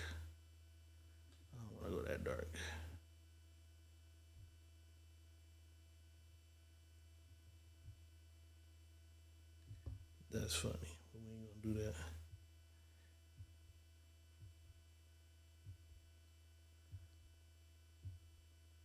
Okay, we can do civil rights movement. shit because we can do the goddamn civil rights movement. I forgot what we were talking about one day, but I asked you, I was like, does anybody ever sue the feds or the government? We was like, and then we Googled it. Remember, we was like, nope, ain't really too many motherfuckers ever sued the feds. Right. Rest in peace, Malcolm X. Why this is happening in 2024 is what I don't understand. But Malcolm X's daughters have decided to place a $100 million lawsuit against the FBI. Let's take a look. We here today officially announce the filing of our $100 million lawsuit against the United States government, the FBI, the CIA, and the NYPD, who we believe all conspired to assassinate Malcolm X. It is not lost on us that justice has been delayed in this matter. And on this momentous occasion, we stand ready to lay out our complaint very soundly. We believe there is solid ground to go forward with this lawsuit at this time. 1965. It's 2024. I don't know if they weren't bold enough, brave enough, resourceful enough, or what, but they're going after the FBI, the CIA. Do they stand a chance at this? Because of the victim society we live in now, everybody's a victim. We got all these. Did they see the Puffy shit? Shit, Puff, all these bitches suing Puff. Rika, let's get us a lawyer and sue the FBI for our daddy. You know what I'm saying? I don't know. Is it because of the society we in right now, the victim society? That's it. That's what it's all about. That's it, bro. We in a fucked up space. I'm telling y'all, be careful with everything you do. We're in a fucked up space in the world right now. And I hope that we got this shit, we can get this shit back under control, because it's a victim party going on and everybody's a victim about something. So, to be clear, though, they are victims. Yeah. Technically. But rest in peace. I'm not talking about Malcolm X. him. Why now, though? You know what I'm saying? Is what I'm asking. Because it's a victim party. Everybody's throwing the victim party. So if you throw a victim party, you got to get paid to go to the party. Right. You know what I'm saying? I'm just confused about why it take y'all so fucking long to try to get action for the death of Malcolm X because in 1965. Why did this not happen in 95? 30 years. Because the move is 30 years. 2005 is 40 years. 2015 60 years later. is 50. God, almost 60 years later. Almost 60 years later. Yeah. The momentum of this shit that's going on. Exposing. Push this. That's why I say, bro, I said this to somebody. I can't remember who I was talking about. I said that it's because of this generation right now of people that's going back. And I'm not talking about the age generation. I'm talking about the people of this generation that's with all the crybaby shit. Everything is a crybaby movement to me. I feel like this. Because when the shit was happening, nobody was crying about it. There was no crying about it. You couldn't cry about something that was already going on and you knew that shit was going on. You didn't cry about it. You was like, okay, that happened. Let's move on.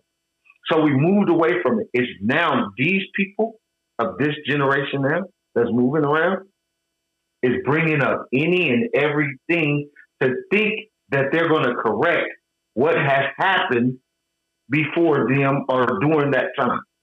And there's a lot of that shit going on, not just with the lawsuits. It's with music. It's them trying to tell people what they shouldn't have heard, or that song ain't right because what's a real woman, and all this shit is all going on, bro.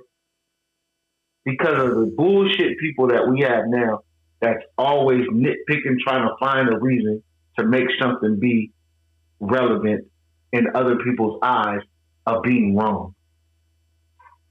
That's what it's about. That's all it's about. So it's just an avalanche of shit. That's it. This is one of the cases I hope they get the bread. You know what I'm saying? I hope they get the money. But I'm looking at it like, damn, why now? Like, y'all didn't think of this? Like, I don't know. And then I don't know if y'all can win that one. Because y'all have to, like, you got to have some serious intel to know that they had wiretaps. It's so far that most of the people who could be a witness are dead. Most of the evidence you would need to prove that they knew there was about to be it's so far. I don't know if they stand a chance in this one. We'll see though. Man, it's not a lot of people that stand a chance, period, to sue the government. It's the feds, for sure. It's the feds. We can cheat, lie, and maybe they'll get a we little can make shit up. Maybe they'll get a settlement. You know what I'm saying? And the reason why they'll get a settlement is because they feel some kind of bad about it. That their dad went through whatever he went through, and we were on his ass about everything, and we did shit that we shouldn't have done. And all they'll this give him the money. All this other shit is going on with Puff and other shit. So let's give y'all some bread. I hope. Rest in peace, Malcolm X, though. Love everything you stood for, Malcolm. One nigga who says he is about to expose himself before anybody exposes him. And he's been acting kind of weird. He's been acting kind of weird and doing some weird shit lately, man. It's fucking Ray J. Ray J's been on this weird media run saying weird shit, but he made this post here and he says, I'm about to post all my stuff on X, which is Twitter. Since I'm having this meltdown, I'm about to air out all my mistakes I made and been making lately by taking extreme accountability and showing the worst of me. Hopefully will lead me to long-term peace. Stand by. So I don't know what he's about to reveal. I don't know what he's about to show, but he's saying he's about to show the worst of him. But there's been a bunch of shit because he went at Diddy with some weird commentary. He got into it with Diddy's sons. He says they sat down, they rectified it of sorts. But now what you did was bring the light to yourself. He goes on there with Nicki Minaj, and Nicki Minaj starts to ask these weird questions like, do you use drugs, bro? Are you gay? Like a bunch of shit. Danny Boy of Death Row fame does an interview and insinuates that possibly him and Ray J was fucking around in the Death Row offices. So this might be the Frank Ocean. This might be let me expose my shit. Or this could be, hey, you've been in the media talking shit about Diddy. You choked a bitch one night.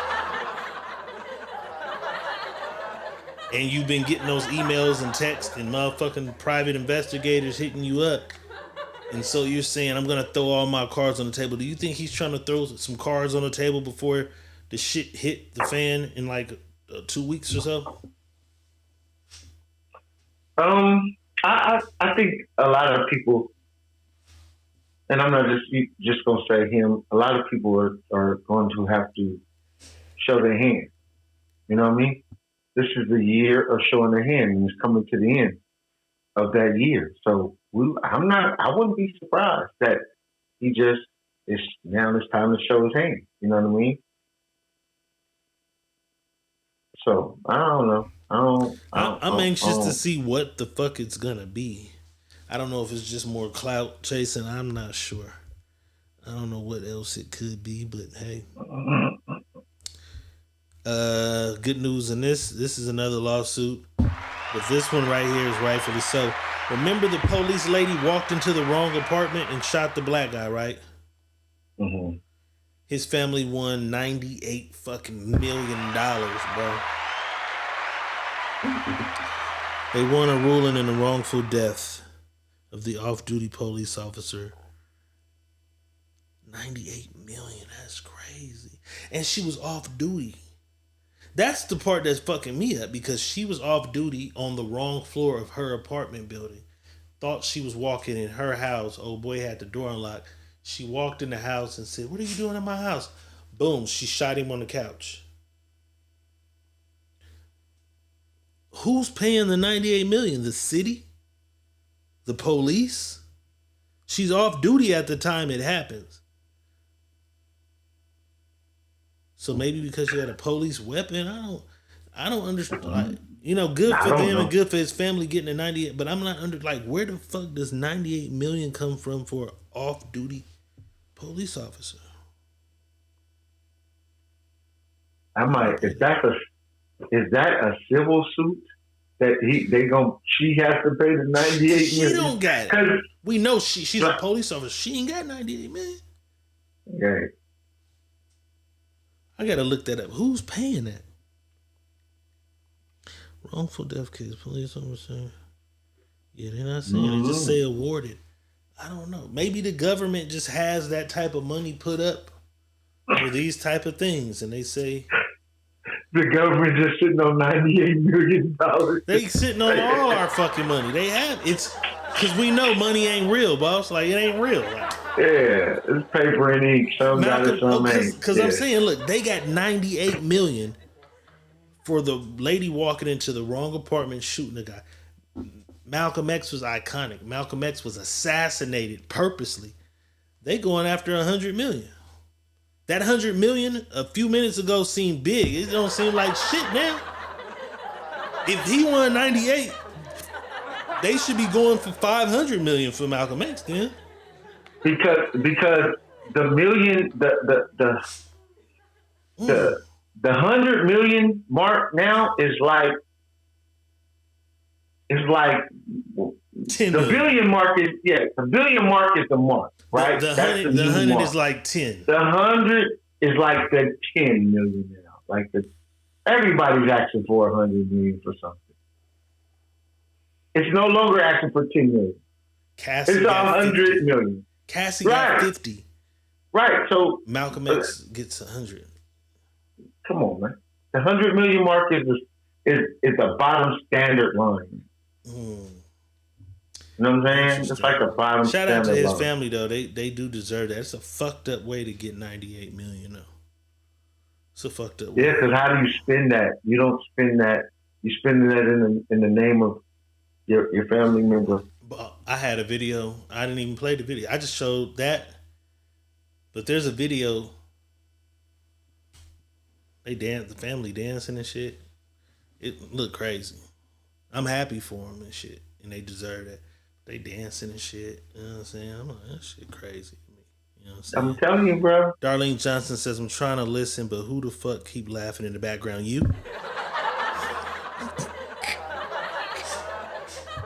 Shout out Darlene Johnson in the house. Oh, shit. You? All right, there's another thing. Let's do some Puffy news before we get out of here. Puff has some shit going on. Oh no, let's do this before we do anything. Rest in peace, man. This guy right here, y'all probably knew him as Kane's cousin Harold in Menace to Society, but he was one of the first rappers from Oakland.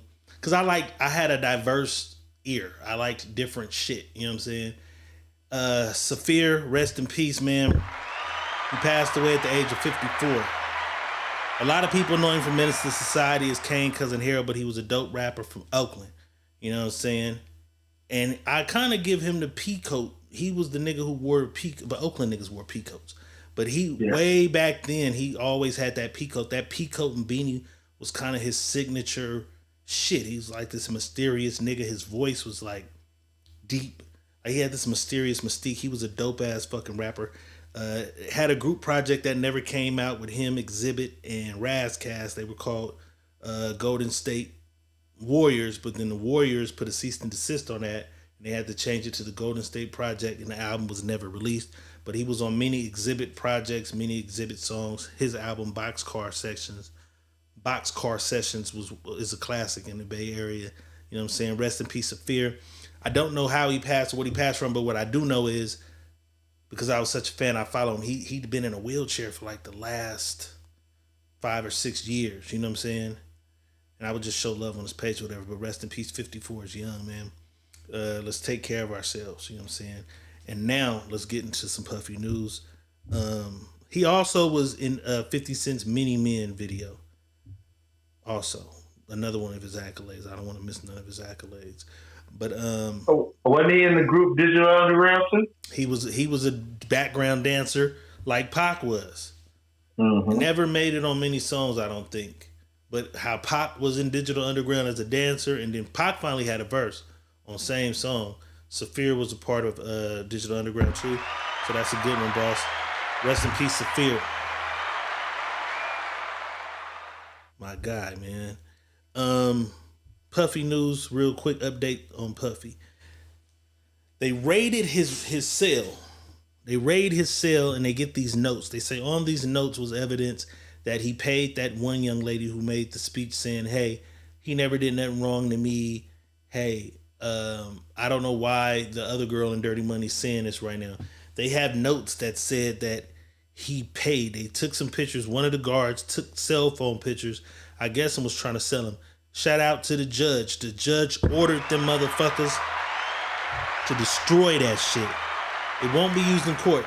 Even though it's janky that it's already out there in the media now. So anybody who's going to be on that jury has that planted in their motherfucking head. Which is, that's janky. Because they have it planted in their head. Just like a lot of the fake stories and a lot of the other shit that comes out and said. It's planted in these people's heads who are about to be on the jury. But that judge demanded that they destroy those notes because those are in his personal possession in a jail cell. So as he's working in there, he's keeping notes of shit and ways to build his case. And that's what his lawyer said. He's trying to build a fair trial for himself. Now, they're saying on the notes he made a call and had somebody give some money. I don't see how you'd write that down. You got to be smarter if that's what you're doing. You got to be smarter. But they took possession of a bunch of notes. The judge said they made him destroy it. However, one of the guards took cell phone pictures of that shit. So that shit probably still exists and we'll probably see it. Another one of the things, boss, was he came to that hearing in shackles. So handcuffed at the hands and shackles on his feet. His lawyer disputed the fact that they're trying to paint a crazy image to him with jurors. I don't know who this judge is, but shout out to the judge. Because the judge told the motherfuckers, don't y'all ever bring him back in here with his motherfucking legs shackled into court. So y'all escort him to court and y'all let him walk in like a man. He's not a fucking serial killer that might lunge into the audience and hurt somebody. Are these wins for Puff? So minor wins? Yeah, they're minor wins. Puff is supposed to win this shit all the way around the board anyway. So this is not something that what they're doing is sitting him down to clear the chessboard. They have to clear the chessboard. All these motherfuckers that's involved, they got to clear the chessboard. So there's no involvement with nobody else.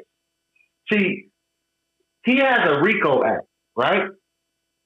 And this is what I've been sitting down thinking about this all. They got him for a criminal enterprise, right? So he's under arrest for a criminal enterprise. Where are all the other motherfuckers that's supposed to be arrested, which is criminal enterprise? Why is he the only motherfucker arrested? If this is a RICO, why is he the only motherfucker arrested in a RICO? I don't think he got a RICO, though. Criminal enterprise is a RICO. Criminal enterprise is a RICO. Oh, I got to go back to the indictment. Yeah. I'm trying to think of where I saved the indictment now. A criminal enterprise is a RICO. Right? So where's all these other motherfuckers that's supposed to be in a RICO charge is a RICO charge. So let's go look up criminal enterprise. Right. Because, I mean, he got the human trafficking charge, and I think that's where the criminal enterprise stems from. He was putting these people. Where's all the other people that was... Yeah, where they at?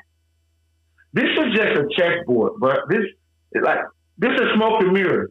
This is a smoke and mirror shit. You know what I mean? Because they're calling it the freak off. Like, oh, it's the like, when is fucking people a crime? You're right. Criminal enterprise is a group of people. No, it's not a RICO though. A criminal enterprise is a group of people, a structure or hierarchy that engages in criminal activity. Criminal enterprises, legal or illegal. Right. Now read what a RICO is. Can be legal or criminal enterprise can be legal or illegal. That's crazy. I'm looking RICO up now though. Right. All this shit is just smoke and mirrors, bro. To clean the table. A RICO charge is a criminal charge that stems from racketeering, which is pertinent and organized pattern of illegal. That's what the RICO is. Illegal income generation. So that's what Thug was going through. They were saying he was giving them niggas the money to go sell drugs and then bring money back. So that's what they. Go ahead. That's what they say in the human trafficking is.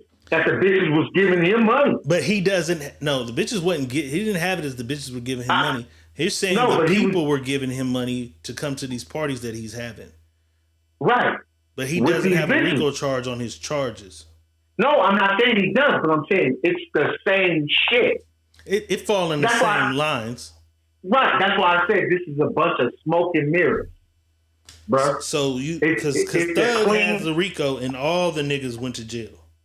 Come on, bro. And Puffy got a criminal motherfucking enterprise, and there's nobody involved in this but Puffy. If you don't get the fuck out of here, let's do this. Y'all don't get the fuck out of here with this smoke and mirror shit y'all got going on. Before we get out of here, let me pull up his charges again. Let's pull up this nigga charges. U.S. Attorney.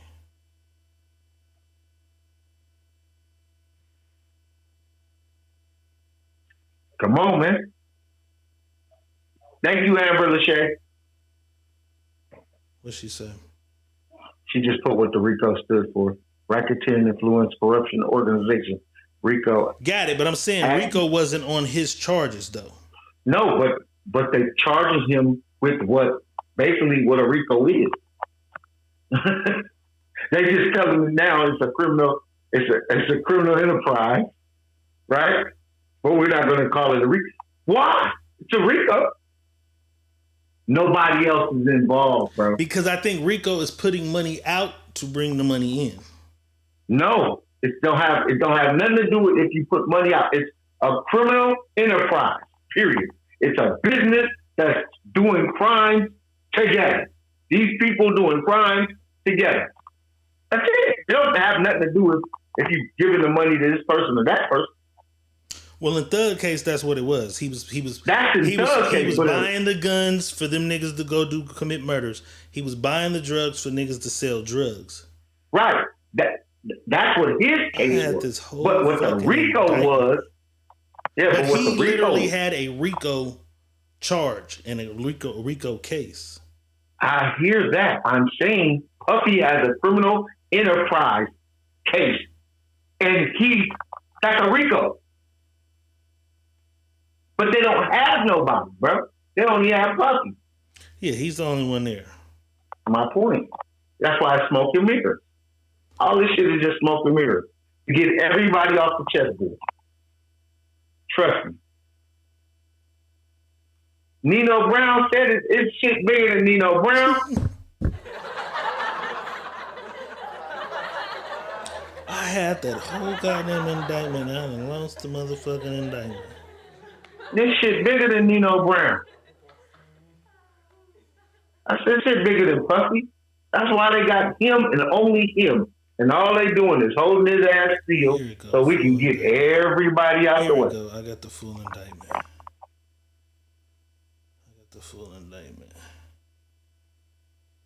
Overview.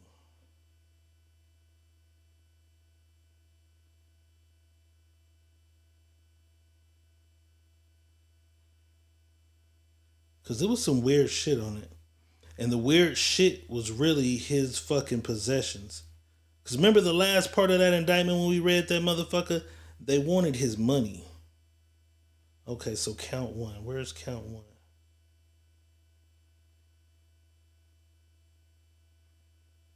I see count two. Y'all bear with me.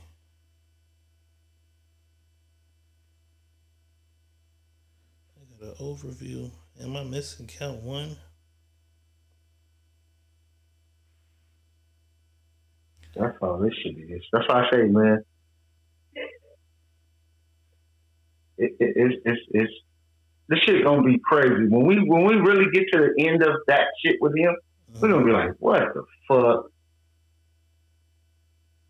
Because count two is sex trafficking by force, fraud, or coercion.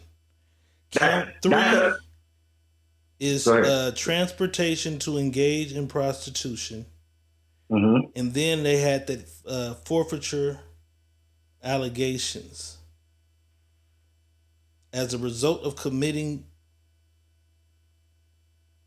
offenses alleged, the defendant shall forfeit to the United States. That's the part I think where it went into all his money. This shit's so little. Yeah, substitute assets provision. They want his money, but count one is missing though.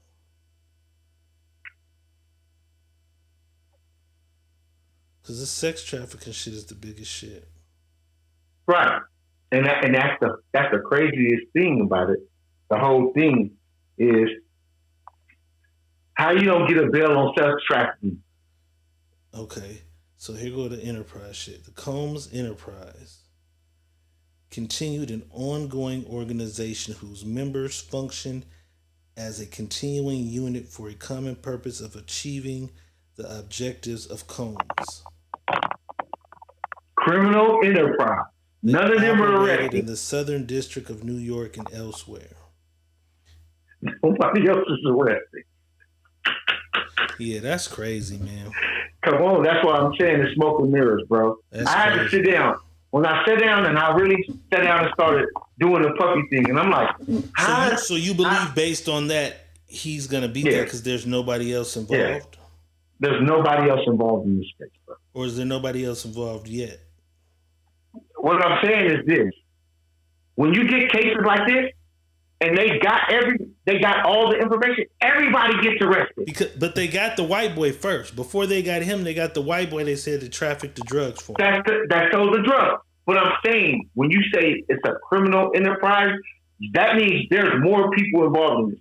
So we're going to get everybody that was a part of the criminal enterprise, that was a part of that, that know anything about it. They didn't go pick up nobody. Ain't nobody else got picked up but us. And it's so crazy because all you can find on this motherfucker are the... Oh, no. Okay. So they had a list of all the accusers. So here go the accused listed with him. Aaron Hall, Harv Pierre, Christina Corian. That's Combs' chief... Yeah, because we mentioned her. The white lady. Yeah. Combs' chief of staff and co-defendant in a Jones lawsuit. So the white lady is being looked at. Justin Dior Combs and Christian Combs. Jacob Arabob. Jacob the jeweler? Yeah. His bodyguard, Joseph Big Joe Sherman. And that's pretty much it. Okay. So I don't know. None of them have been arrested. Right. Nobody else is in jail. None of them got arrested and in jail, bro. That doesn't make sense. That right there is done for me. When I seen that, I said, hold on, my nigga. 3 niggas in the car with one gun, all 3 niggas going to jail. Could they be cooperating like Woody? Even if they cooperate, everybody ain't cooperating, bro. Even if they are. you're still going to get arrested first to even cooperate. Right, You're gonna that's get what I'm arrested. saying. So could they have been picked up prior to him being picked up? Hell no. Hell no. Because when they come get you, they come get you all at one time. This is one case. We get all of y'all at. Right, they raided the house with the sons there. They let the sons go. Come on, we're going to go get all y'all. So when some people is out of town, out of state, they all call these people at boom, boom, boom, boom, boom. We're going to hit these niggas right now. Go get everybody. That's crazy. We're going to keep y'all posted with this shit. They go get everybody. And this is what making me say this is so weird because ain't nobody arrested, just this nigga. He still ain't got this bond, though. That's what's fucking me up. And they can't bond because now I caught the bond. I know why they ain't letting me bond. Everybody got a bond, though. No, bro. I know why he's not getting a bond. Why doesn't he get a bond? Jeffrey Epstein. He's not. Listen, he's not getting a bond based on this. Okay, hold on. If we let this nigga out, now he can go talk to all these motherfuckers, and now they can get a whole story, which we already know what the story is anyway. You know what I mean? But they don't want the story to get out to where it changes things, or they don't want him calling shots and people coming up missing. That's why they're not giving this nigga no bail. Period. He's not getting no bail because of that reason. That's it. No other reason. That's crazy. I got a clip though of a lady, and this is the other thing. So one of the things that I've learned during the Thug trial versus the Dirk trial, Young Thug, we were able to sit in the courtroom and watch this shit every day, all day. There are no cameras allowed in federal courts, so we won't be able to see Dirk's case, which means we probably won't be able to see Puff's case either. But here's a young lady who said she was there today at that hearing. Let's take a look at what she had to say. I actually got into the courthouse, I should say, around 2:15, and thank goodness I did because it really paid off because it was kind of stacked as far as a lot of press trying to get inside that hearing, and I was very lucky to be able to sit inside the gallery because a lot of journalists were worried that they weren't even going to be able to make it into the hearing. The hearing was on a completely different floor than it was last time in a lot smaller of a courtroom, and really lucked out being able to sit in the gallery, kind of on the right side, just like I was sitting last hearing in October, but you know, a big difference in this hearing compared to last is Diddy's family wasn't even inside the courtroom. They didn't appear inside court today, likely because this was an emergency hearing and we just got notification of it literally yesterday. So no sign of his sons, no signs of his daughters, no signs of his mother inside that courtroom hearing. But one thing that, and I guess I should say, it doesn't really surprise me as much anymore, but it is Diddy's demeanor. I was expecting, because his family wasn't here, for him to be a little more somber, a little more defeated in a way, but that is not Diddy. Literally his motto, besides being a bad boy for life, is can't stop, won't stop, and you cannot stop that confidence that he has when he appears inside the courtroom. I was very surprised to see that he had come inside. He had kind of smiled at the gallery. I felt in a way he even made eye contact with me, which was very kind of bizarre in a way, but at the same time he was just appearing as that confident Sean Diddy Combs that we have seen plenty of times in the images, of course, in the stories that we have covered prior. And again, he was an enamored figure once ago, but you know, you would think that being about to be on trial for sex trafficking charges, that he would feel defeated. Being in a detention center for the last 2 months, he would feel defeated, but that was not the case. He appeared very jovial. He was very very focused in the sense of when the defense was making their arguments to the judge, Combs was sitting at the defense table nodding his head along. He was taking notes. He was passing notes to his defense attorneys.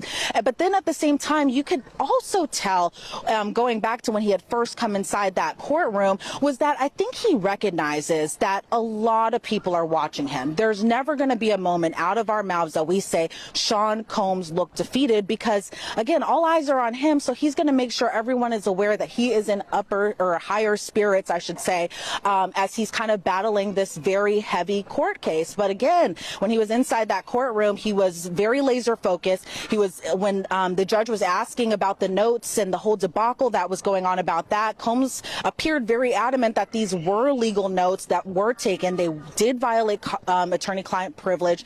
But again, you know, what else are we expecting from a man other than Sean Diddy Combs? Oh, this shit is It's a wrap. Like, we sitting on this, and because I am a part of the, I ain't gonna say I'm a part of it, because I really stay down on that human trafficking shit when they implicated and why they implicated that into law. You know what I'm saying? Human trafficking don't hold life. It doesn't. They're doing that. The shit that he's doing. Well, let me rephrase that. Human trafficking, the real human trafficking, holds life. The containers shipping kids and women and shit all across the country in the containers. But as a charge, where is the line drawn? No, there's no line drawing there. But so when they couldn't get the Johns to turn over on the girls, and they was just picking up the Johns, and I'm just giving you where this shit happened, right? I'm following. They couldn't get the girls to turn over, right? And then they was like, "Fuck it, let's go after the girls and see if the girls will turn over on the pimps." Right? If you go look, they took pimping and pandering, living off the means of a prostitute, and all that shit. They took that and wiped that and put that all in one bundle and called that human trafficking. Right? That's what they made human trafficking. So they basically said, if you take a prostitute and you drive her in your car to the store, you're trafficking her. It doesn't matter if you take her to go get some money, if you anything. It's called trafficking. You're trafficking her from A to B. That's what they put in. They put that into play because we couldn't get the pimps because the girls wasn't telling. And then pimping and pandering only holds 2 to 3 years max. So no, we can't, because these motherfuckers is making too much money living off these women. Right, but once they make this a law, they make this a thing, right? Yeah. We know of people who have been banged with that. Right. So to give him that is kind of weird to me, because he has no desire. But I get that it's if what they're calling it, if it's that, then that's that. Right. He doesn't need to make any money though. At that point in time he was close to being a billionaire, if not a billionaire. Right, but what the problem is they're looking at it as, that's why I said it. Now this not comes only into the criminal organization shit. That's what this is. But the human. That's why I'm lost, and I'm saying this ain't gonna hold, because any human trafficking case, you get a bail, you get a bond. There's nobody that caught human trafficking. Other nigga in a situation similar to his got a bond. R. Kelly got a bond. Epstein got a bond. I think once Jeffrey Dahmer had a bond, just didn't have the money to have a bond. Like there's very few niggas who get no bond, and it's usually some murder shit. And that's why I said the bond is, they're not giving him the bond, is to hold him in there, so they can clean the whole chessboard. We gotta wipe the whole chessboard out. But that's what I'm saying. So that doesn't make you think that they trying to watch this nigga? No. Because they don't got enough. The evidence is very far in substantial. Not substantial, I mean, it's very far and wide that a good lawyer is gonna eat the fuck out of this shit. They know that. They're just gonna make them spend a lot of fucking money with a good lawyer. The evidence in his shit is people. But the way a good lawyer gonna make that shit, because you gotta also think about it. If all these people sign NDAs, right? And they already knew what was in the party.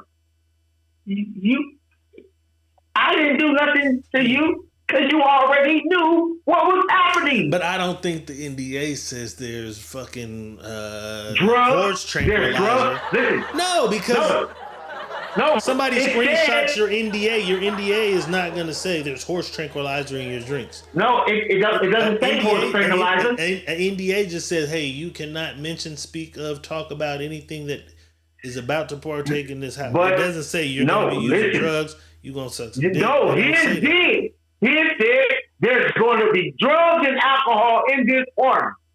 No. It's up to bro. I'm telling you. Listen, I seen his NDA, bro. Type in Puffy NDA right now. His NDA I'm not hit the saying internet. his. I'm not saying a regular NDA. I'm just saying your NDA says what you put on. It says you Whatever can't you speak put about on. any of this. They had his Your NDA. NDA can say no. Your NDA can say anything, bro. You can put anything on your NDA. I know, but you didn't see his NDA. His NDA hit No, the I internet. didn't see it. I'm just saying. There was word of that this NDA said there's going to be drugs and alcohol in this party. Not the one I see. Let me see. You feel what I'm saying? So if you know there's drugs and alcohol, I don't have to tell you what kind of drugs it is. TMZ. Diddy's NDA revealed. Okay, here's a picture of it. Let's see. Is there a way I can get this done? TMZ code. They let you open the NDA. This is crazy, bro. I can't. This shit. I'm gonna just send it to you. This nigga NDA is crazy. And TMZ out of pocket because they let you can click a button and open the whole NDA. You can open the NDA when you click that button. You open the whole NDA as a PDF file, 3 pages. Yeah, so that's what I'm saying. So what's 3 pages long, bro? What the fuck do you write for 3 pages? Yeah, but I'm saying I read through it. There was no mention of drugs in the NDA. Bro, 3 pages. You're saying basically, if you having a person sign that, you telling them exactly what the fuck you doing. This motherfucker. This nigga had a code. Come on, man. You telling the motherfucker exactly what's going on for 3 pages. It's just a bunch of legal jargon. That shit crazy. Yeah, man. You gotta blow it up. But all right, y'all. We're gonna keep y'all posted. Puff on trial. I just wish he was granted a bond so he was able to fight his shit fairly. You know what I'm saying? That's what I wish. You know what I'm saying? I don't know what happened, what didn't happen. Franklin says, so Puffy coming home. Boss believes he is. I think they're trying to railroad this nigga right now. I think they're using him as the face of... I don't know, but I also thought Thug wasn't coming home, and Thug came home with a 25-year probation. So I don't know. Dirk is another one I said looks dark for, but depending on testimonies and that. So I'm not sure. I think his charges and he has the best money. I think they're beatable. I think they don't want to beat him because his thing is against women. His shit is against women, which kind of in 2024 makes his situation kind of more different than what Thug shit is. Even Dirk shit being murder for hire and an actual nigga being murdered. His shit is against women. I just think they're trying to make some type of example, or they're going to be, that judge is going to be, but the judge threw out some shit on his behalf today. It just feels like they're going to use him. The niggas before him ain't beat it. Bill Cosby had to go sit down. R. Kelly is sitting down. Weinstein sitting down. Well, he's dead now, but the niggas before him ain't beat it. And that's the scary part for me. That's the scariest part for me. What's that? That they'll kill him before they let him free. That's the scariest part for me, bro. I'm scared of that part. Because of some of the other individuals who might have partaken. Because the individuals, not only, even if they didn't partake, the individuals that he knows so much about and what's going on and what they've done and the shit they've seen and he's been around, they will kill you for that. You know, man, I used to that like. make that shit different. And I really don't like right now. Shine. Shine's releasing a new documentary. I'm not liking Shine. Shine saying Puff used him as a scapegoat. The niggas that they got into it with, Shine was signed to. Now I'm realizing this. We're going through all this. You did several deals and then ended up on Bad Boy. So that's what the initial argument was about when they see Shine. That's what Flex was mad about. These is your enemies that they ran into that night. And then you say he made you a scapegoat. But then in the next breath, Shine says, shit, we all was busting our guns in self-defense. Your defense in that trial, Shine, was self-defense. It wasn't you didn't shoot nobody. It was self-defense. Even though the lady say that Puffy gun the one that shot her. Puffy lawyers prove he didn't fire a gun. Shine is kind of saying he fired a gun too. We was both in here shooting now. I just don't like the way Shine doing it. You had him on stage with you, y'all mended whatever. Shine believes, he says he wouldn't be a billionaire without me. Shine, you wasn't that good. Shine wasn't that good. You was the Kroger Biggie. There to fill a void, you know what I'm saying? But I don't like what he doing. I don't like his media run. I don't like the media tour he on. Nigga releasing a documentary right now. I don't like that. I ain't even seen it. So I wouldn't know. Type in Shine documentary. Boy, he got the trailer so cold. I ain't seen the documentary either, but just watch the trailer for it. Cold. No, I'm saying I ain't who don't seen know nothing about Shine. His media runs, yeah. Cold. I don't like Funk Flex because what Flex said about Tupac. But Flex went in on that nigga though. Flex went in. Like, nigga, them niggas beat you up before.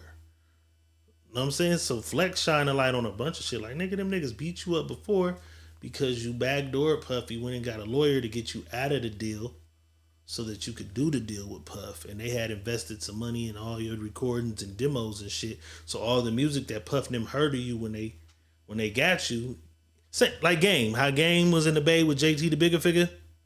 Mm-hmm. And then he got with Dr. Dre, and then JT was like, nigga, what's up?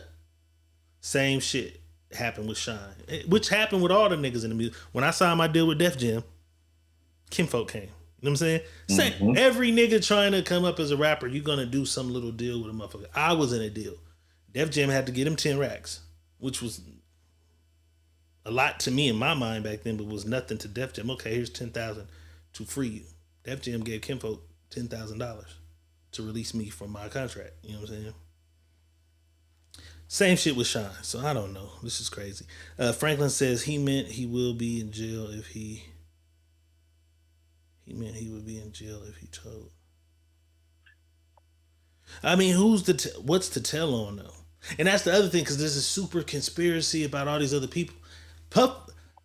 The thing about Puff, before we get out of here, I'm gonna say he was the biggest nigga in his world.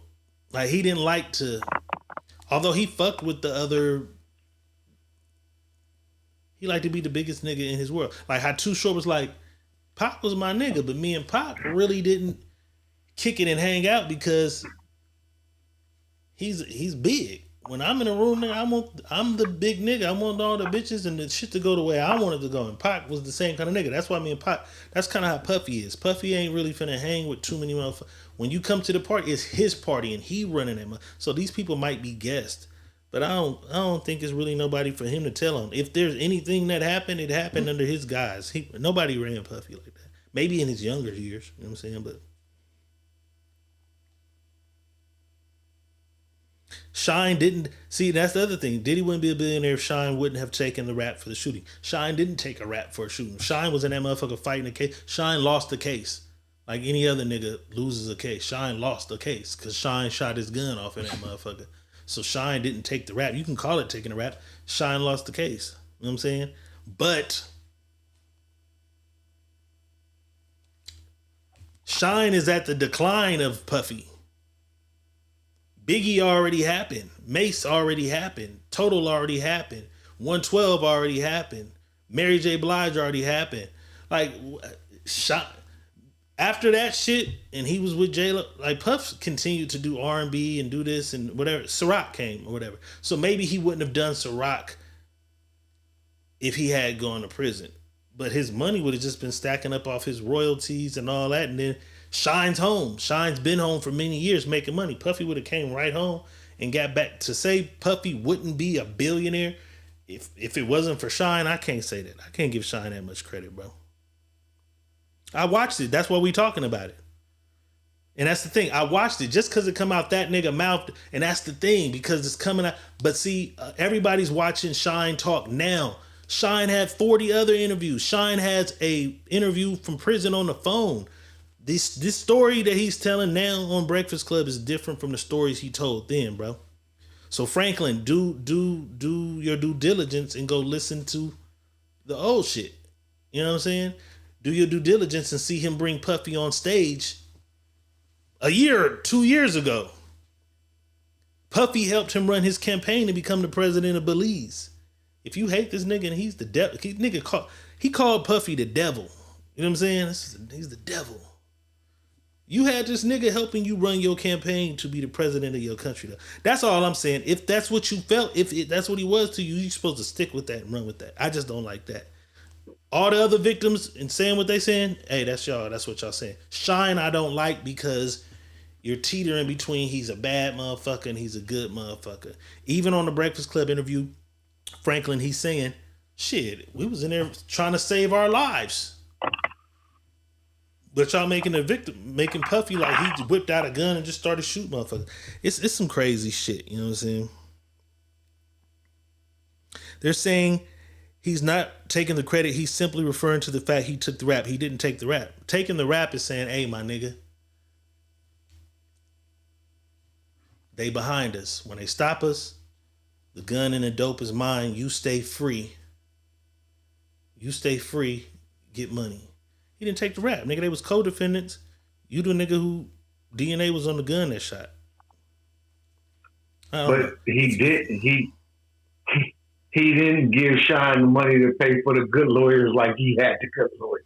Of course. Let's say that. Of course. Because we know what that does. Same. It happened in Murder Inc. They were unable to give Supreme money for his lawyers because what does that do? That ties us to you. That's your lawyer telling you. That's your lawyer telling you you can't do that. No, because we're both fighting a case. In the Murder Inc. indictment, Irv Gotti was unable to help Supreme with his legal fees. Because you're already accusing us of giving this nigga the money. So if he's paying for his lawyer, that's different. That's different in a trial that we're going through, that we're in together about a shooting in the club. Not when different.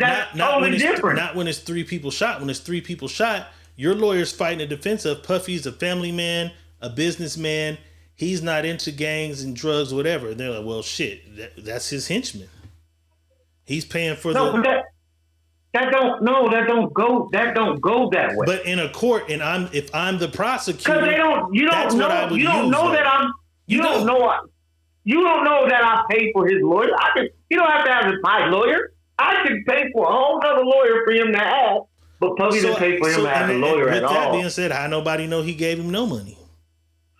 I'm just saying, even back then he said, Puffy didn't give me no lawyer. Watch the interview, because what he's saying now is, so the nigga say, so he didn't give you no, I got like 50,000. On a attempted murder trial. On a attempted murder trial, you 50,000. But I'm saying that's what you're saying. Same shit like with the Young Dolph shit. When the nigga said I got like 900, he was supposed to give us 30, whatever the thousands was, right? Mm-hmm.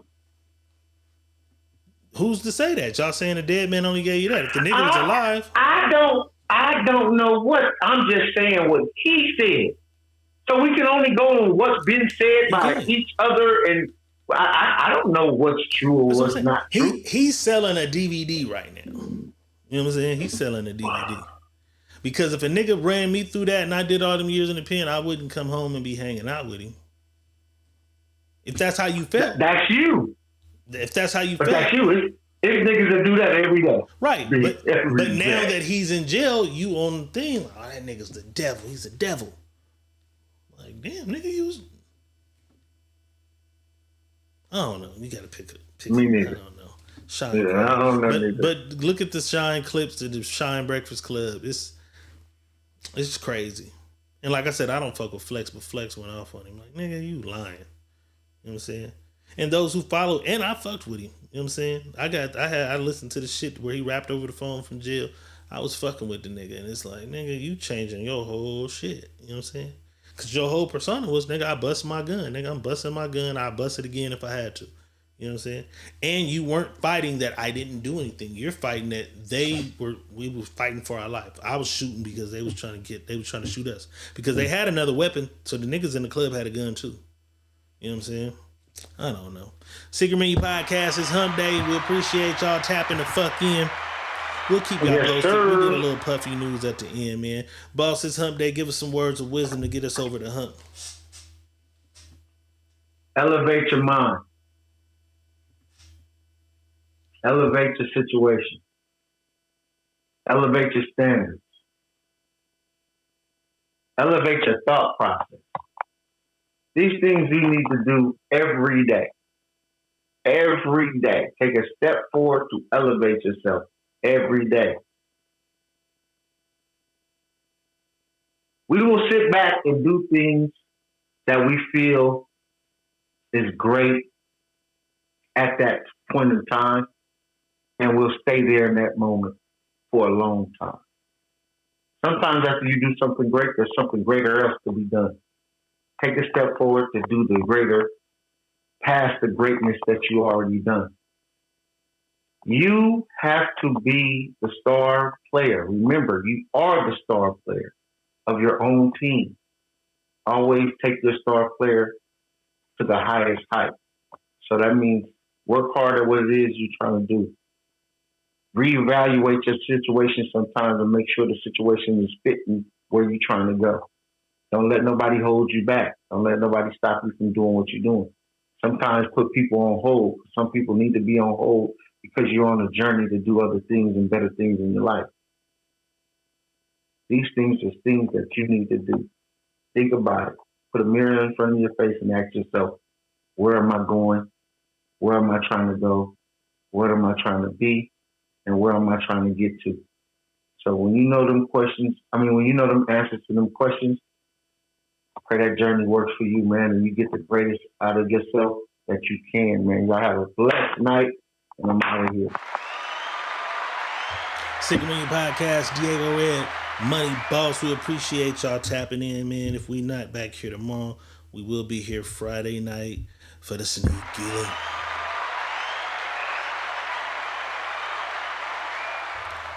Got some things planned for 2025. Oh, before we get out of here, though. The 30th, November 30th, I'll be sitting down with my guy, Big Yank, man. A deep story. Bro lost a brother and lost his ability to walk all within like a 6 month period of time. You know what I'm saying? Still continuing to do his music thing, make people smile, make people laugh. I'll be sitting down with bro. He's pulling up on me. You know what I'm saying? It'll be an in-studio interview, man. I'll be tapping in with him. Y'all tap in with us. We'll be back. If not tomorrow, Friday night for sure. Diego Red is saying peace. Money Boss is saying 2 fingers and 2 thumbs. You feel me? And we out.